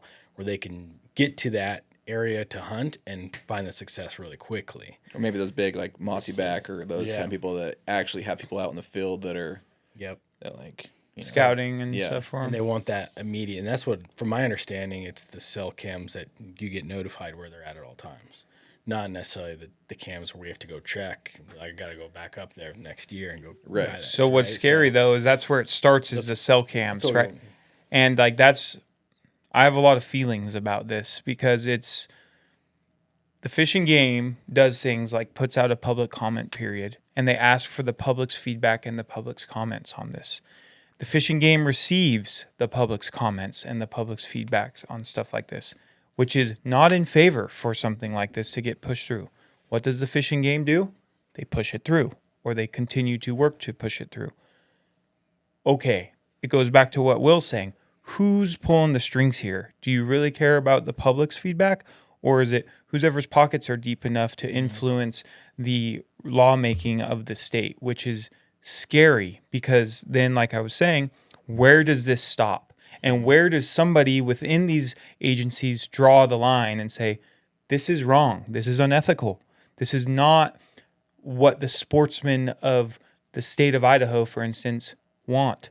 That has to carry just as much weight as the hundreds of thousands or millions of dollars that are coming from X and Y, outside influence. Like, we have to quit being so money hungry and greedy as a capitalist society and understand that something like hunting is not meant to be influenced by money. Hunting is meant to be influenced by people and the animals and nature. Right. Like the stakeholders of hunting are who? It's the outdoorsmen out there in the field. So like you were saying, show me the statistics that a cellular trail camera is killing more elk, more deer than anything else. Show me that. And then let's have a conversation, because I'd be way more open to something like that if you had these year-long studies or a decade-long study. That's the thing, is a lot of this technology hasn't been around for 10 years, right? So it's coming to the market, and they're wanting to just nut it off, essentially, or cut it off because they feel a certain way because of uneducated opinions. So it's very scary to me, beyond what they're already trying to implement, of where are they going to stop and what are we going to do as outdoorsmen, as hunters. Like, I know there was a guy on social media, I don't know his name, so he went and like set up meetings with the Fish and Game, and he tried to talk to them about this, and then he was real honest about how those meetings went. And it was just reaffirming all these like scary thoughts that we all think about of what's really happening in these agencies. And it sucks because you want to support the Fish and Game, man. They are the ones that are in control or the linchpin of the management of the state's wildlife and us as hunters who are trying to be law-abiding citizens. The funniest thing about this technology stuff right now is you see, I think personally, more cell cam stuff and usage getting used on like predators, so like bears and wolves and stuff. And there's no regulations against that right now. It's just on ungulates, right? Or I guess it's the August. I don't know. I don't remember the dates, but basically it's the fall season. You can't use it. Well, then what about the spring season, right? I've had more conversations with guys about cellular cams and going into hunt after they get notifications during spring seasons for like bears and stuff than I have of guys who are elk hunting, right? This, man, it's just so tough for me because we lose the ability to use technology like this to our benefit outside of killing animals when we restrict it, because we should be allowed to use these things to study animals and to, as a guy who wants to shoot a certain age class bull or deer or bear, he should be allowed to use his resources to go, wow, this herd has X amount of bulls in it of this age class on average. I'm either not going to hunt it because that's not what I'm after, or I'm going to target this one animal specifically because I know he's in there, versus the old age-old, I see hair, I'm going to shoot it type of mentality, type deal, right? So I don't know. It just, like I said, I have a lot of feelings about it, and it's just one of those things where I think as a stakeholder in the hunting industry and community, we have to do what we can to voice our opinion. Mm-hmm. Absolutely. Yeah. It's tough because it really needs to be decided by the data and what shows the success, right?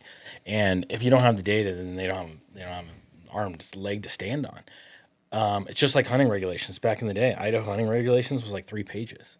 You could hunt in a rifle in November in Idaho, anywhere you wanted, basically. Then they started seeing like, wow, our stats of success rate all happened between October 31st to November 30th. All of the deer were being like harvested then. And they're like, dang, that's not good. So then they started regulating like, oh, let's not do rifle hunts in November. Let's end that. There was also stats of like migration when they finally able to use technology for collared animals and see like, oh, they're all showing up in the winter range right here in October 25th or 24th. They're already showing up here, and we regulated it to October 31st, and still this area is still 90% of their success rate is hitting on these last 5-day window. Let's cut this season to October 25th. And so, yes, technology should be, and cams can help with that, and able to help find that good balance for us to be like, okay, actually in this area, it ends October 24th. That's your last day season. In this area, we're not seeing the migration of these deer until way late till October or November. So yeah, let's extend this to October 31st, and you can hunt deer till about then. But beyond that, that's just like shooting fish in a barrel down in the winter range. So let's regulate that and end it October 31st. So technology can help in that advancement. I think we should be able to have that. But again, I think we need the data to show us and then help regulate it. If it's really showing like, wow, there's a success rate of guys who are using cell cams and where they're at, it's blah, blah, blah, and you're seeing a decrease in population, yeah, maybe regulate it. But if you're not seeing any data, then to be it. No argument. You know the easiest thing they could have done too to even start test piloting this, and we're not going to solve the world's problems here, but say the chance someone from the Fish and Game hears this, right? Like, the easiest thing they could have done is in our mandatory hunter reports, put a checkbox. Did you use a cellular cam to kill this animal? Yeah. Had you seen this animal on a cellular camera before, right? Yes or no? Yes or no? And as soon as you get that data, I would be willing to bet that you're going to see the majority of folks aren't using those cellular cameras or didn't have that cellular camera affect the kill of the animal. Yep. So it's one of those things where it's like it could have been something simple and as easy as that, but for whatever reason behind the scenes that we don't understand as the general public, it immediately got brought to the table as a law. It's getting pushed through as a law, and where's it going to end?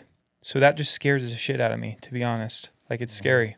Yeah. The more you say it, the more I think about it, though, I think you guys are right on the sale cams probably did start from the guided or the guided hunts, whatever.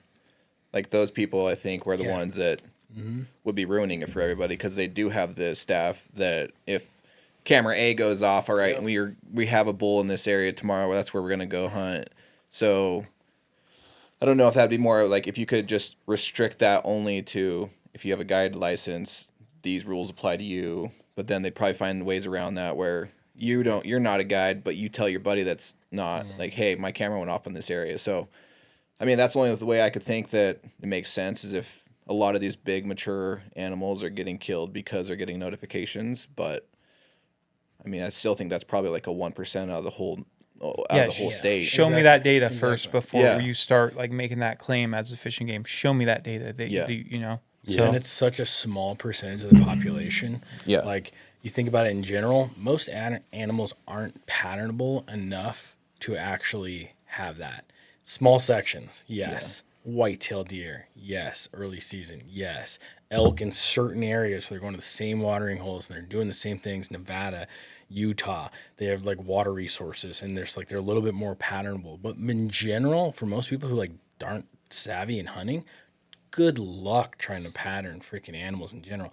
Deer in October, no, not gonna chance. September, October, not a chance in most places. But yeah, I mean, it's like you think of the small percentage. Good luck, no way. Yeah, I think some of the good restrictions they have are like you can't use the rangefinders in your scope, like the ones that automatic. What was it like the burst eliminator where they would have you could range it and it would automatically drop. Like, I guess that makes sense, you know, because you want to give them a fair chase on that. But but these other ones, I think they just rolled out too that you can't have a drone from like you can't use drones at all from August 15th through the end of season, which. I mean, how am I gonna get my creamy B-roll though, man, for my films, man? I know, dude. I'm gonna have to like go. Well, it's like I think written like use for hunting purpose. Like, no, I'm doing content. I mean, I think there's a big gray area still. But how's the fishing game officer gonna know that he pulls over and I'm on the side of the dirt road in camouflage and I'm driving a drone and I'm like, oh no, dude, just getting some cinematic footage. Watch the last 20 minutes. I'm not following a deer around. True, right? true. So that's tough to say. There's a big topic too. A lot of people reach out to me and say, like, what about technology of just weapons in general, or binoculars and stabilizing binoculars, or the rifles? What is that? The 6-hour ones? And then the long range rifles. Now that we can shoot 1,000 yards out of the box, people are so scared about like. Well, technology advancements makes it so much easier for hunters. And I try to tell them, I'm like, but the hunters themselves are not getting better. Like, they buy the $1,000 gun on the box and the weapon, and they put it on, boom, boom, boom. Dude, you tell me there's no way. They're not trying that hard to get to the ridge. They see an 800-yard deer. Yeah. Their hunting skills in general are so bad.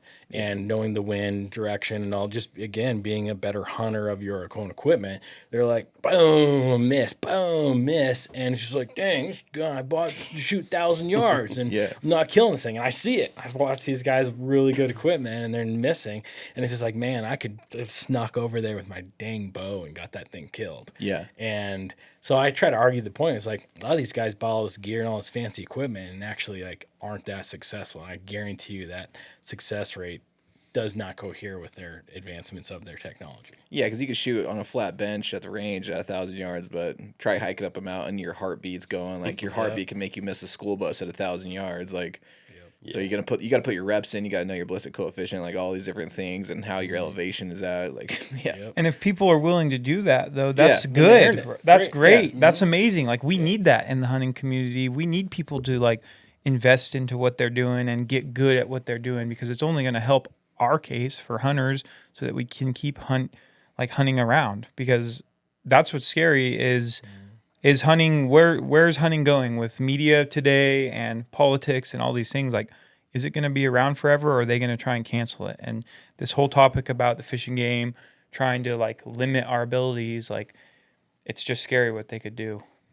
I feel like because of people like you though that do show your social media and everything, I feel like hunting has got a little bit of a better name recently. Maybe more like, you know, Joe Rogan and all these other people on podcasts and the people showing more of everything. But I don't know, correct me if I'm wrong, but I feel like it's definitely got a different direction in the last few years than it did, say, early 2020s and around that area. I feel like maybe it's getting more popular. People are getting into it, which isn't always a good thing. Like you said, a lot more people are going backcountry.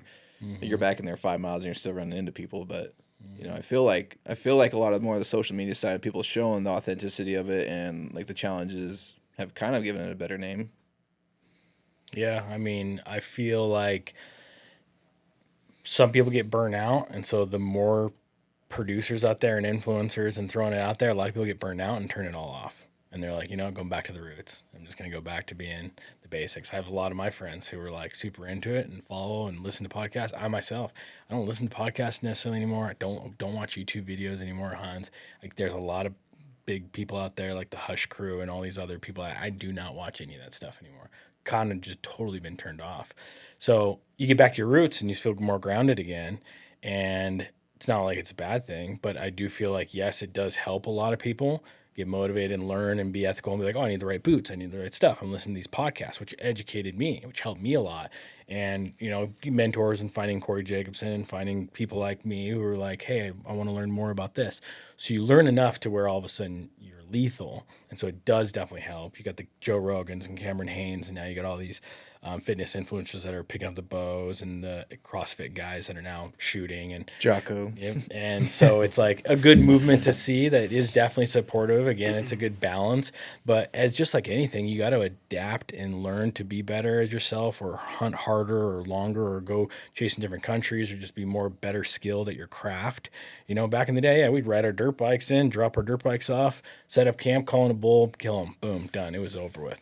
Now it's like, oh, there's already guys set up here. Guys have been ripping up in dirt bike. There's a lot more guys here. It's not as easy. Cool. Let's go to the next ridge, that drainage we've never had to get to. Let's go to the bottom of the canyon. Calling in elk has gotten a lot harder. Before, you just rope a string of bull off 3 canyons over, and he's just on a dead, boom, smoked him. Now it's like, okay, I got to be a little more methodical. I got to be a little bit better at my craft and my calling sequence or raking and understanding like it's going to take a little bit more because this bull's been pressured. Now there's 3 other outfitters in this area, and so you have to evolve just like anything in life to be better at your own craft. And so many guys say like, oh, so many new hunters and oh, this is garbage, this is crap. It's like Out-of-state hunters, yeah. Yeah, it's like I'm actually a better hunter now that there's more pressure. And I've had to adapt and learn. And it's the same thing with like life in general and inflation and costs and making money. And it's like you got to always keep improving yourself and everything, your fitness, your life, your nutrition. It's the same thing. It correlates. And if people are just like stop because they're mad at themselves because there's guys that are hunting here now and you're just going to throw up your hands and give up, bye. You know, well, what's that say about their mindset and just about anything they do in life? You know, I know your show, like you like to have folks on who have been through tough scenarios and have had to learn to adapt and overcome and evolve to be a better person, better parent, better outdoorsman, like all these things. Like we should want that as humans to continuously evolve and to better ourselves. And why, like you're saying, go into a new country that you've never been into before because you haven't had to, like, how cool is that you get to go do that? Go get to see a different part of the mountain. I mean, I've had to go into country now, same as you, like that I never thought I'd have to go into before. But guess what? I found animals in there. And then, oh, we just killed an animal in there. So like, how cool is that now? Now I've gotten to connect with this country that's out here that I never thought I'd step foot in, but here we are, you know, packing out elk meat or something. So I think that's really neat for us as like hunters. And the social media side, like I don't know for you guys, but I love when people reach out to me or ask me about like, oh, I just watched your film. Tell me more about this hike, right? Or tell me more about how you guys broke down the animal or whatever. Because, oh, you guys crossed a river? Like, that's crazy. How'd you do that? You know, and just telling, like, I love people that are like genuinely curious about that stuff because it's just part of like humanity is been storytelling. There's storytelling in everything we've done as humans for as long as humans have been around. And like, think about the stories we are each individually getting to create, document, and share through conversations or content that are going to be out there forever, you know? So I think that's just really cool and really fun. And that's what draws me to the media of taking out a big camera out there when I'm out there, even though it's a total pain, right? To have to, hey, we got to get some, good shots here. I got to get some B-roll. Yeah, get a tripod set up here, walk by it, walk back to it. Yeah, you know. We do that. Wait, man, I got a freaking whole pack on me. I feel like you're Survivor Man, dude. Yeah, exactly. So, I mean, we were talking about a lot about the equipment and everything, but I think we touched on that a little bit of like the fitness side of it, because you can have the best equipment you have, but if you're not fit in the backcountry, man, like that's the quickest way to humble you. Like if you got all this nice equipment, you say you do end up killing an animal, like you need to be in shape yourself to be able to get this animal out, especially if you're in August, September when heat's a factor. Like, and also like you can have the nicest equipment you want, but if you're not in shape and your back's hurting because you haven't been doing anything to carry weight, or your legs are toast, and now everybody in your hunting group's waiting on you. I'm speaking of experience because that sucks. You know, like everybody's all up there waiting for you, and you finally get to them. They're all rested. They're like, all right, let's keep going. You're like, I just freaking got here, guys. Like, come on. Like, but I think if you love hunting or you want to get into it, take care of yourself like 3-4 months prior. Like start really pushing yourself, because if you've never been humbled before, the mountains will do it for you. I think what I learned from that exact experience is like over the years, like I would hunt very hard. Like I'd be way out of shape, but I'd hunt hard the first day and I'd be fine. You know, I'd be like, oh, I can keep up with these guys. Like that's no problem at all. Day 2 and day 3 and day 4 come around and it's a totally different story. It's that endurance. It's how long you can stay on the hill. Like how long you're out there is how successful you're going to be, right? It all comes down to that. And I struggled with that big time. Like day 1, I'd hunt my ass off. Day 2, I'd be staying in the morning and being like, oh man, I think I'll just hunt this afternoon. But like, I think if you can really get yourself physically like in shape and ready to hunt and endure, I think you're just going to be that much more successful. So, yeah. A lot of people reach out to me about coming out to Idaho and go hunt Idaho and all that jazz. And I boil it down to like 4 key things for people like come out west to come hunt. And if they're going to I'm planning on doing a 7-day hunt. And I'm like, you're going to have a good 3 days. They're like, what do you mean? I'm going out there for 7 days. And I'm like, you're going to have maybe 3 days. And exactly that. Yeah. And I boil it down to your physical fitness for sure is one. Mental, you talked on that. Yeah. Mental is going to be huge over anything. Like there are guys, and I go back to guys that were just like born hardcore and just like learning it and tough. Like hunting was life. That's how we provided our family. There's a lot of nuanced hunters and novice hunters that were kind of born with kind of a silver spoon, and they get the gear and they get the thing and they got all the time, and they will drain themselves mentally because it's tough. Camp in your truck or camp your camper is tough for them. Or camp like, I'm going to spike out. And they're like, man, I got the worst sleep ever. It's like when I was a kid, my good buddy, Stephen Vouch, Fairfield boy, just a hardcore kid. Dude, he could just kick out in a bed of a rock, like underneath a tree, and sleep next to a rock and wake up and we're, dirtier and crap, and we're still out on bulls and hunting them. Like most guys mentally cannot do that. They have to have the comfort of their home. They want to go early and go home to their wives and see their kids. And like, man, I just want my own bed and my own pillow. Like some of us who were born like kind of rough, like that's natural to us. We woke up underneath a tree and it kind of rained on us a little bit, like dusted off, and we're going to go hunt elk. Like, so the mental aspect's huge. The physical, is too.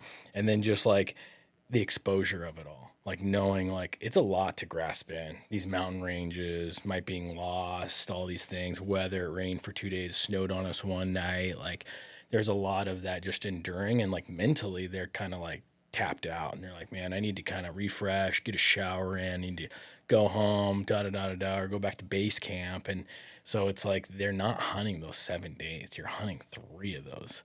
And so, yeah, those main 3 things are huge. And then it's just like fine tuning your gear, like we talked about. Is like they don't have their gear. They get the backpack out. And it's like, yeah, I took a couple ruck huts, that was about it. And And now they're like trying to figure out how the zipper works and doing the things and like yard sale on the mountain. Yeah. And like trying to like, and they're big sweatshirt jacket. They got the rain jacket they're hiking in. They're sweating. They're like, oh man, I didn't know this was gonna be so hot. And then they're stuffing in their pack, and then they're doing the whole thing. And it's just like I've watched it. I've watched new guys hunt with me before. I've taken guys, and it's just hilarious to watch them like mess around with their gear and getting caught on a tree on stuff, and they are just like mentally like done. They're like, dude, I gotta go home. Like I gotta reset. I mean, you can't blame them, right? I mean, that is the reality of being out there on the mountain. It sucks, dude. It can suck. Like there's this whole beautiful like almost like therapeutic vibe about being on the mountain, but man, it sucks, dude. I can't tell you how many times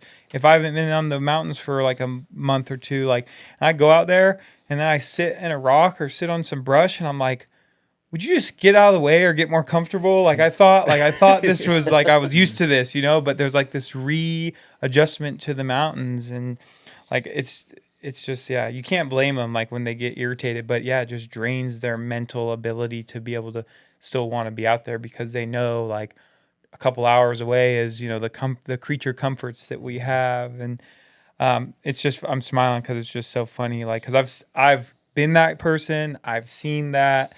And what's been really interesting for me is you talk on like fitness, and I'm almost starting to adopt the theories of you can be in peak physical fitness shape, like in the gym, running in the streets, like, but there's really nothing that's going to replicate being on that mountain and getting out there and carrying weight or going up a certain incline with boots on and like stuff. Like, it's just one of those things where I've seen over the last couple seasons where, yeah, unless I'm spending some dedicated time per week leading up to a hunting season on a mountain or even in like the Boise foothills, I have this little readjustment. I mean, we hunt in some pretty steep stuff, so steep country's always been very like tough to adjust to, right? Like, and that's Idaho though. So if you're gonna come hunt Idaho, like it's steep, so be ready for it to be steep. But it's just, you gotta kind of adjust and adapt to it. And there's only one way, which is to go be in it. You know. Yep. Be in it. So. How do you prepare about walking on a shell face? You know, I was going to talk on that. It was funny because we talk about that, like for the fitness. People train on like pavement, dirt trails, and even guys that are like super fit, 7% body fat, just absolute ripped. We do these things called the Death Hike with the Exo Mountain Crew, and we had new guys that come on, and they're ultra marathon runners or they're physical therapists, and he's, you know, a chiropractor, and he's just like he's just shredded, absolutely shredded. Gets destroyed on these death hikes, and then you get like some scrawny guys or guys that are living in the mountains constantly, or like myself, who's a big shed hunter. I cover side hill country majority of the time. I'm not on a trail.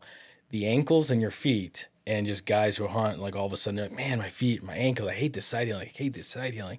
I live it. That's what elk are doing. They're on these south faces. I'm finding elk horns. I'm packing 45, 50 pounds on these elk trails and and so my ankles and legs, you just get adapted. So like being in the mountains, the best way to train, where it's like, now we go on these death hikes and we're covering different country, and the dudes that were like super good shape, squat, bench, fitness levels, 7% body fat, absolute shredded, get destroyed on these hikes. And they're like, how the heck do you guys do this? It's like, got to be in the mountains, man. Got to be living it. Sounds like a Navy SEAL Hell Week. They're like, you have these guys that are just shredded or whatever, and you'll have these farm boys, and you'll think, oh, these shredded guys, and you know, college athletes, they'll be good for Hell Week, and then they drop out, and this farm boy that's just got that mentality, he makes it all the way through. Yeah. So I think there's probably a difference there in like their mindset of going in too. Of like, they might think that they're tough, like gym tough, but then this other dude that's just been living this his whole life is like, this is just life. This is, yeah, absolutely. Yeah. So it's like you train. It's like, train hard. You'll be able to.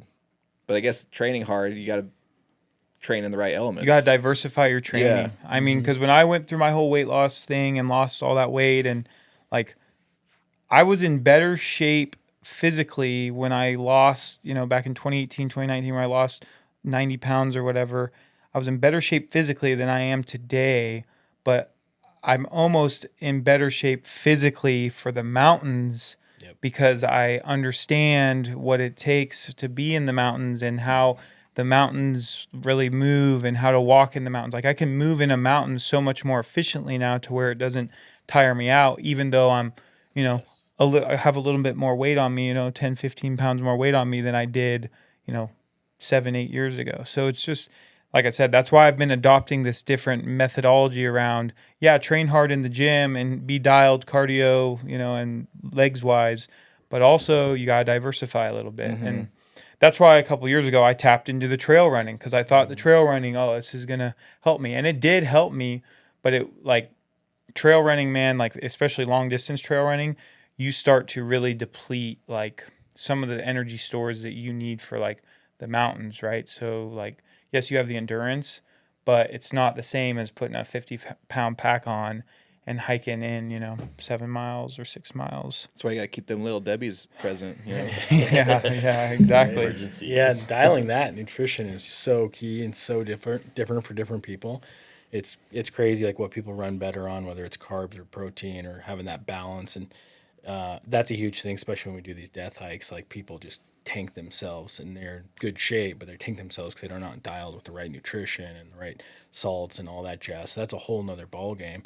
And then a lot of guys too, when they're like, I've been lifting heavy, and to bring back on your topic, thinking packing out meat, I got to lift heavy. And so they're squatting and they're doing, and my bench is this, and my legs and my press and this. And it's just like, it's funny because the majority of the time you're actually hunting, you have nothing on your back besides, your pack. It's real lightweight. Yeah. And so you want to find success, but it's like I had a guy who came out and who was just like, squatting a ton, super, but gets destroyed when we're hiking because it's like, whoa, 7 miles, whoa, 8 miles, whoa, we're going 2,500 feet up the mountain. And so they tank that way. And it's just like, man, I should be able to do this. It's like, well, it's how you train. You trained, your physical fitness for heavy lifting load because you want to pack out an elk. But in order to do that, you got to get the cardio in. You got to get lots of reps in on low weight, and then maybe suffer through the actual pack out if you hadn't trained for that too. So there is a good balance. And a lot of guys think of like, I want to be an elk hunter. I got to be heavy and lift and squat and be able to pack out an elk. Well, it's like, you got to be able to kill an elk first. That's the small portion, is packing the dang thing out. And find the elk, which is the endurance of going where they live. Yeah, it's more of an endurance thing. Yeah, like more like a high hit workout would be more of anything. Exactly. A hit or the hypertrophy stuff. And how do you get someone to train for that? Like, say they're coming from Iowa for an out west hunt where it's all flatland out there. Like, what's the best way for someone like that to train? Stair climber. Stair climber with a pack. Just put lots and lots of fucking steps in. Yeah. That's what I always think of. It's like you're going to be climbing mountains coming out west, any state over in the west, you're going to be climbing. In order, the animals are going to be above you at 2,000 feet or more. And so majority of the country, of course, there's more or less. But stair climbing and with weight on. Yeah, if you're smart, you want to hike up to the animal so you can come down with the weight. You don't want to be going downhill and come back up to the road. Yeah, which a lot of times nowadays it's like, gosh, we got to go climb up and then drop into this hellhole to get this thing out of here. And that's where these elk are. Well, I think that's where like training up until the hunt will change your mind. Because if you're like overweight and you're getting to that first ridge and you're like, finally. And then you see the elk at the very bottom, you're like, I think we'll just wait up here, try and call them up here. Whereas if you've been training, you might have a little bit more of a better mindset and conditioning where you're like, no, we got this. We can go down there. The bulletproof mindset to have is I want to go where the animals are. And I don't care where they're at. I'm going to go to where the animals are. And you only get that by having the confidence of just, I'm strong enough. I have enough endurance. Like I've prepped enough with my gear. Like it's the off season right now as far as like fall hunts go. We're about to enter like spring hunts, but for fall hunts, if people just are hunting deer and elk, like they should be out right now testing their gear. Even if it's just if you're in Boise and you just go to the foothills of Boise and you're wearing your pack or you're wearing your puffy or whatever, you should be testing out your gear and equipment now. So then that way you have that bulletproof mindset of confidence of like, okay, I know my trekking poles can handle this, and then I still have time from now till September to train my mind of doing the stair stepper for, a training block with weight on it. And so I know that's going to translate to the mountains. And so preparation is everything. Diversifying your training methods to then kind of ultimately bulletproof everything when you go out into the mountains it's really key. And I don't know if a lot of people talk about that. You talk about these death hikes. Like, what is your guys' average distance you're going? In a day, it's usually like 25, 30 miles. Yeah. And with how much elevation gain and decline, and because you're going over mountains, down in valleys. And, we're usually like easy 4,000 foot elevation within the day. You guys are going through snow and stuff too, right? Sometimes, yeah. It just depends where we are. But yeah, I mean, like if we're not doing 12,000 foot elevations within 24 hours, we're not making it that tough for ourselves. So yeah, we're doing some serious stuff. Usually it's like last few ones have been 12,000 foot elevation in a single day. And then we're doing like 30, 40 miles. So yeah, you're doing some serious stuff that breaks you more mentally than physically. Your body can do it. It's your mental capability that's not. And then of course regulating yourself with the right nutrition is key. We always talk about it's like you got a Ferrari, you're not going to put like 88 unleaded in the dang thing. Like you're going to put premium stuff in you. So you have to fuel yourself with premium stuff and be able to help fine tune where your body's like starting to hit that threshold of like depleting. It's your carbs and nutrition, your simple sugars, and being like, oh man, I'm getting weak. My glucose levels are low. I need to free gummies, salt tablets. I need to sugar. Boom, get that spike to get back up. And now you're like, wow, I feel amazing. And then you're climbing another 2,000 foot. Where like all the guys are like, oh, I don't know, I feel weak. I'm gonna eat some protein and eat some salami, and they just cannot recover it. Right. And I'm like, dude, when was the last time you had some gummy bears? When was the last time you had some sugar? And they're like, I don't know. Yeah. And eat it, and all of a sudden they're passing me in the hill. And I'm like, see, it was just the insulin. Gummy bears are clutch. Bears, I love gummy bears so in the mountains. A lot of it's that. So how do those guys then, like that you're saying are really physically dialed and like gym dialed come into those like hunts? Because I think there's probably some good feedback there for new hunters of how does a guy who does an exo death hike, who's never done something like that, but is in good physical shape, how's he trained for the death hike? Like, would be the most extreme version of what any new hunter would ever like encounter, right? Yeah, you'll never have to do that. I'm sure you guys have a very good vetting process of who take on that hike. Yeah, we do. And I mean, at the same time, or at least you thought you do. Anybody who's new that comes on the death hikes, if there is, we always know they're going to tank and they're going to bonk and they're going to learn the hard way. And so we try to prepare them like, hey, you know what, what's the glucotape? Glucotape to wrap your heels and your toes and stuff. Oh, the Leukotape. Leukotape. Yeah. And so like blisters and things like that, you're going to guaranteed have. Doesn't matter how dialed you are with your feet, you're going to have it. So wrap your toes. Where do you get your hot spots? So that's like keys, because if your feet are going to be destroyed, you're going to be destroyed. And then of course nutrition thing's huge. Guys that come on that are like training, like I was talking about, there was a chiropractor who came in, 7% body fat. He was getting trained. He was like, oh man, I just got invited. I'm so stoked. I got to stay in shape. Dude gets tanked like his first death hike. Probably needs more fat on his body. Humble pie. And so then now he absolutely slams them now he crushes them. Started working with a personal trainer, but you start learning more about your cardio endurance and your slow twitch muscle fibers plus fast twitch muscle fibers, and learning to go beyond that breaking point your body has, that threshold where it's like, I usually am capped out at like 3 or 4 miles and I get really tired. Well, it's training your body. It's just like when you're training fast twitch muscle fibers and slow twitch muscle fibers in your rep range, and challenging them to go quicker on your muscle fibers, and all of a sudden your body's having to think and train harder to work harder to endure that. Or when you're going slow rep, the PVT, where it's like time over tension, and that's really challenging for your muscles to do. So all of a sudden you're like, oh man, my muscles are having to work twice as hard to learn this. Yeah. It's the same thing with the death hikes. You go to a point where your threshold is done, you don't stop.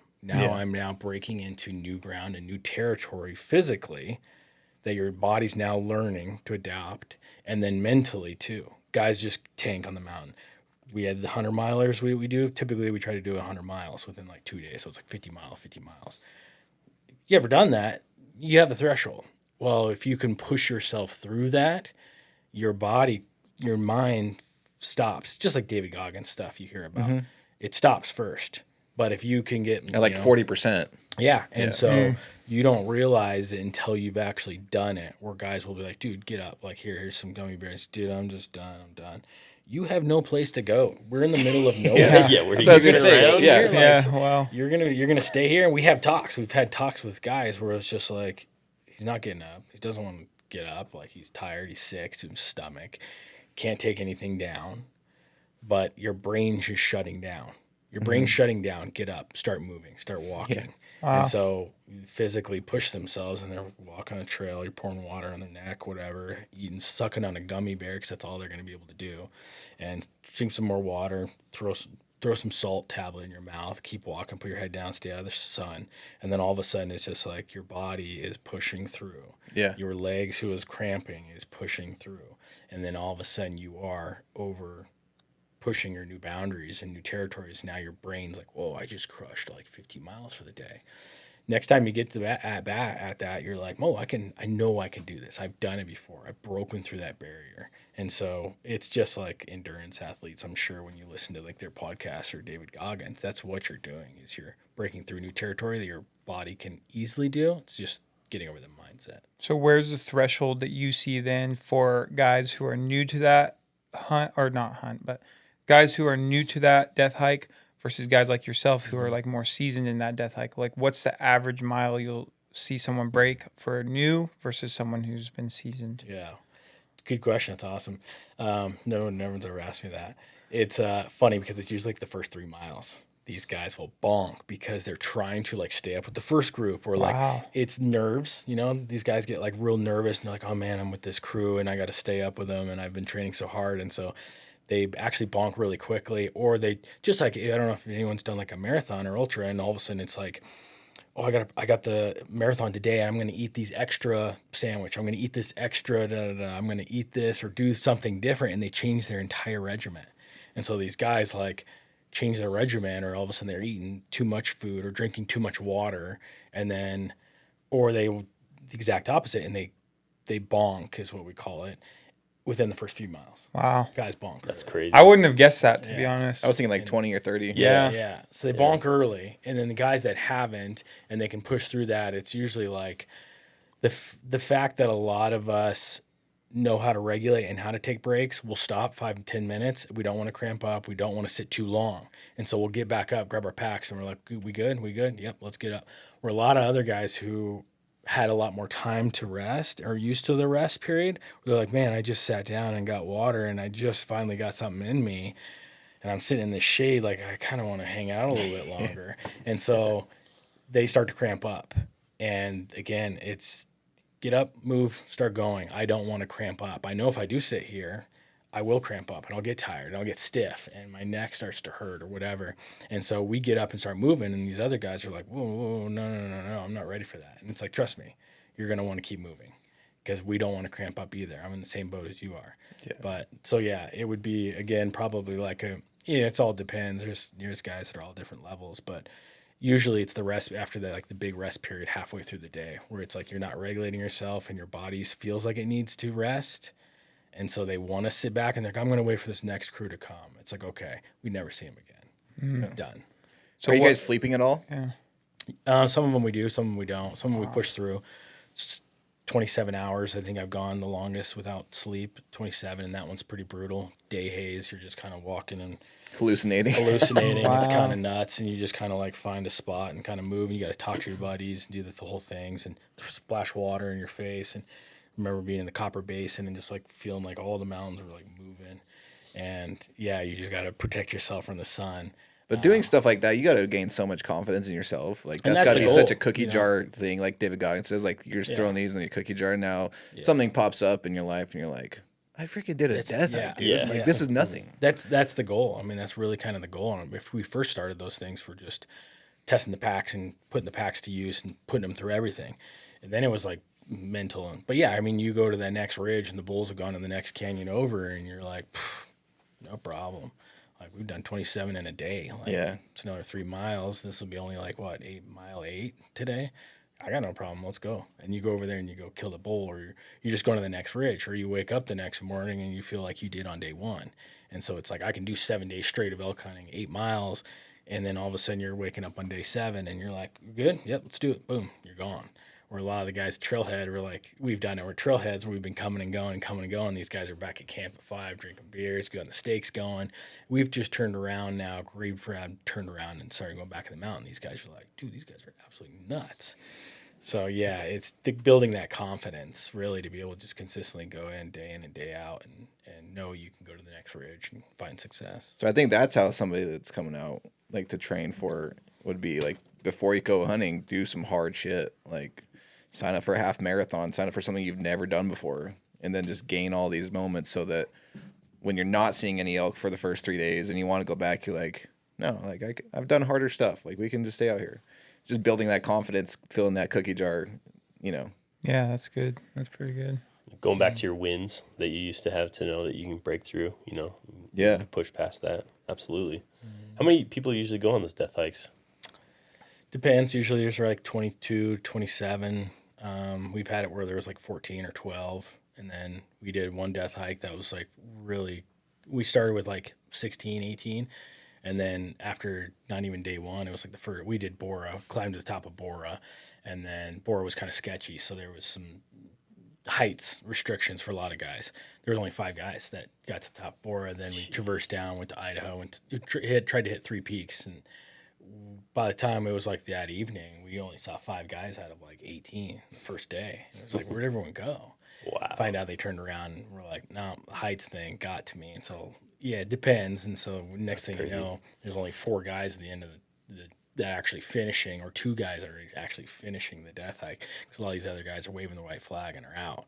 So the goal is, yeah, each time it's like getting tougher. We've done Alaska, gone out to Alaska and done the Chumash Range. It was like really challenging, and glaciers, and you know, guys bailing out left and right that one. Or it's the easy way out, where we like change a route, and then all of a sudden it's like, okay, well at this point, you know, there's a trailhead here, and if anyone needs to, they can bail out.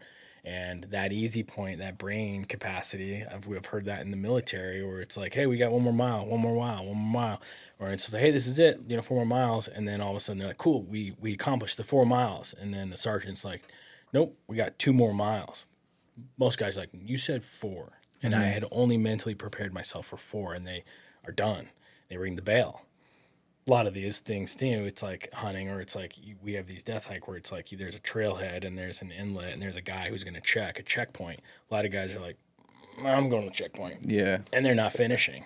And so they bail out. And then, so that was one of the shortest ones, to answer your question. We prepared one where we get dropped off in a plane, dropped off in the Frank Church Wilderness, and we had to hike out in April. Snow, snowshoes, rifle. So that one was kind of a big deal, because we're getting dropped off in the middle of the Frank Church, and there is no pulling out. You are hiking out of the Frank Church, and this is where you're going, and here's our route. There is no trails. Here's your best route of observation. If you need, you can deter. And we got dropped off, and a lot of guys, when we were preparing for this death hike, as it got closer to the date, guys were bailing out left and right, being like, I don't know if I can actually physically, probably, I'm mentally prepared or physically prepared for this, and I'd have to hit my SOS button and get a helicopter to get me out of here, because no one's coming back for you. Yeah. So it was like, that one was probably one of the minimum amount of guys that went, because they were like, there's no easy escape for me on this one. Like, so yeah, then the guys that got dropped off, you see the plane leave, it's done. And you're like, cool, dang, this just got real. Yeah. Yeah. Yeah, that's a burn the bones moment. Yeah, it was definitely burns bone. And then we see the drainages where it was like there was an old trail through here, and we get over the next ridge and we think it's gonna be like, oh yes, dude, like this big valley will cut through, no problem. You look at it and you're like, oh no, this all pixie sticks, all just downfall. What we thought was we were gonna do in like a 3-hour stretch, we're gonna be camping in this. Oh, There's deadfall no sucks. way. There's no way.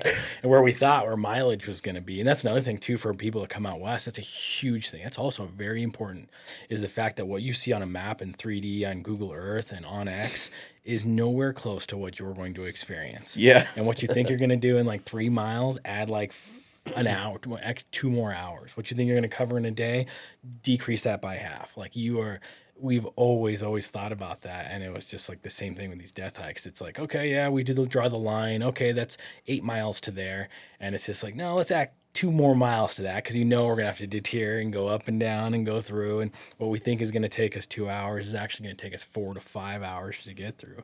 So it's preparing where it's like Google Earth does nothing. It's a scratch of what the fraction of what you're gonna go through. Yeah, a mile, but it's like 2,000 feet elevation gain. You're Yeah. like, oh, okay. Yeah. All right, dang. Yeah, you're not camping where you thought you were. Well, let's finish it up, but I'll just want to go around and see what you guys like dream hunt is before you die. Dream hunt. Yeah. Oh wow. Honestly, I would love to hunt like big Yukon moose sometime. Like, I also love bears, like you said earlier. Like, so any sort of like, I think big black bears or big like grizzly bear hunt with like big moose would be pretty epic. I mean, that'd be obviously if I could choose anything, right? But What weapon? archery. Honestly, I mean, there's nothing like shooting a bow, and like I do love the rifle stuff, and I do. A lot of guys try and call me an archery guy, but I say I'm a weapons guy. I like archery and rifles, you know. But there's just something about being close to animals and getting to watch their behavior and learn about their behavior in that environment with a bow that's not like a rifle necessarily. So yeah, if I could shoot a big Yukon moose with a bow, that would be like peak for me. That'd be sick. Yeah. You ever put in for moose here in Idaho? It's one of those things where I'm looking at it and I feel like when I start putting in for it, I have to be ready to like do it, as far as like dedicate the time to do it. Off, you know what I'm saying? So, a lot of my main hunting is like the bears, deer, elk, things like that. So I do a lot of my planning around that. And then once I start putting in for moose, I got to have a solid plan to where if I draw, like, because I see a lot of guys draw it once they start putting in. So it feels like it's one of those things where when you start putting in, you got to be ready to like plan for it when you draw it. So yeah, make sure you have a good freezer space too. yeah, right. Extra freezers. Yeah. Absolutely. Yeah, mine would be. It's funny because I've been like such an Idaho kid and never had money to go do a lot of stuff. So my dad didn't either. So the littlest things to me was like dream hunts, right? But yeah, for me, I hardly ever hunted out of state. Like I've always been an Idaho guy, and I got buddies that are like, oh, I got a Utah, Nevada, Wyoming, and they do all the things, and they're putting in points and all these things, and I am so bad about doing that because I've never been in a position where I physically, financially could. Mine would be, I think it's Yukon, but caribou, archery caribou, spot and stock September during like the migration, caribou hunting, Alaska. I've been there to Alaska now several times. One was on a death hike, and one we got to go do a Sitka blacktail hunt on. But Alaska country is just absolutely breathtaking. And it's the videos that I have watched with caribou hunting. Like to me, that is a dream for sure, and it's feasible now. I just got to plan it. It sucks because it's September. And I love hunting elk in September, and I got now on this, down the spiral of mule deer hunting in September now too. And so it's tough for me to be like, oh man, do I want to give that up to go do my dream hunt? I got years to do. So like I think of it and I try to analyze it a ton, but yeah, it'd be antelope. It would be caribou, bow. The other thing too, I love Wyoming high country. It looks gorgeous to me, and big mule deer up there is just phenomenal. And yeah, I'd love to do a Region G or something where I draw, or just over the counter archery mule deer up there, and that type of country is breathtaking. Yeah. Awesome. For me, it was always Alaskan caribou too. I just thought like, man, just being on, that country and those plains and just seeing that kind of migration come through, I think it'd be a lot of fun. But last year I had the chance to go on Idaho bighorn sheep hunt with my father-in-law, and I've got the bug. I've got an Idaho bighorn bug. So from now I'm like, man, I might be putting in for bighorn until I draw, like for the next 20, 30 years, however long it takes. Hopefully it doesn't take that long, but it was incredible. It was basically, right in the Mount Bora area, the Pioneer Mountains, and just gorgeous, man. Like just incredible. You're at the same elevation as like Bora and everything else, and you're kind of like staring at it in the face. And you want to talk about like knowing that you did hard things. Like that's a type of hunt that you're like, I did the bighorn sheep hunt. Like I was at that 12,000, 11,000 elevation. Like I could do anything. You know what I mean? I can work through those hard times. So for me, I think it's Idaho bighorn, and I know it's a hard tag to draw, but I think if you're persistent with it, that's what my father-in-law was. Is he was continually putting in for years and years and years, and he's probably almost, I think, 60 at this point. Finally drew it, and the dude got in like shape so fast for that tag, and it was awesome. It was cool to see like his ambition, his drive for that tag, and for it to all pay off, and he was successful at it, and yeah, it was a cool hunt. So that's my dream tag. Was it a nice ram?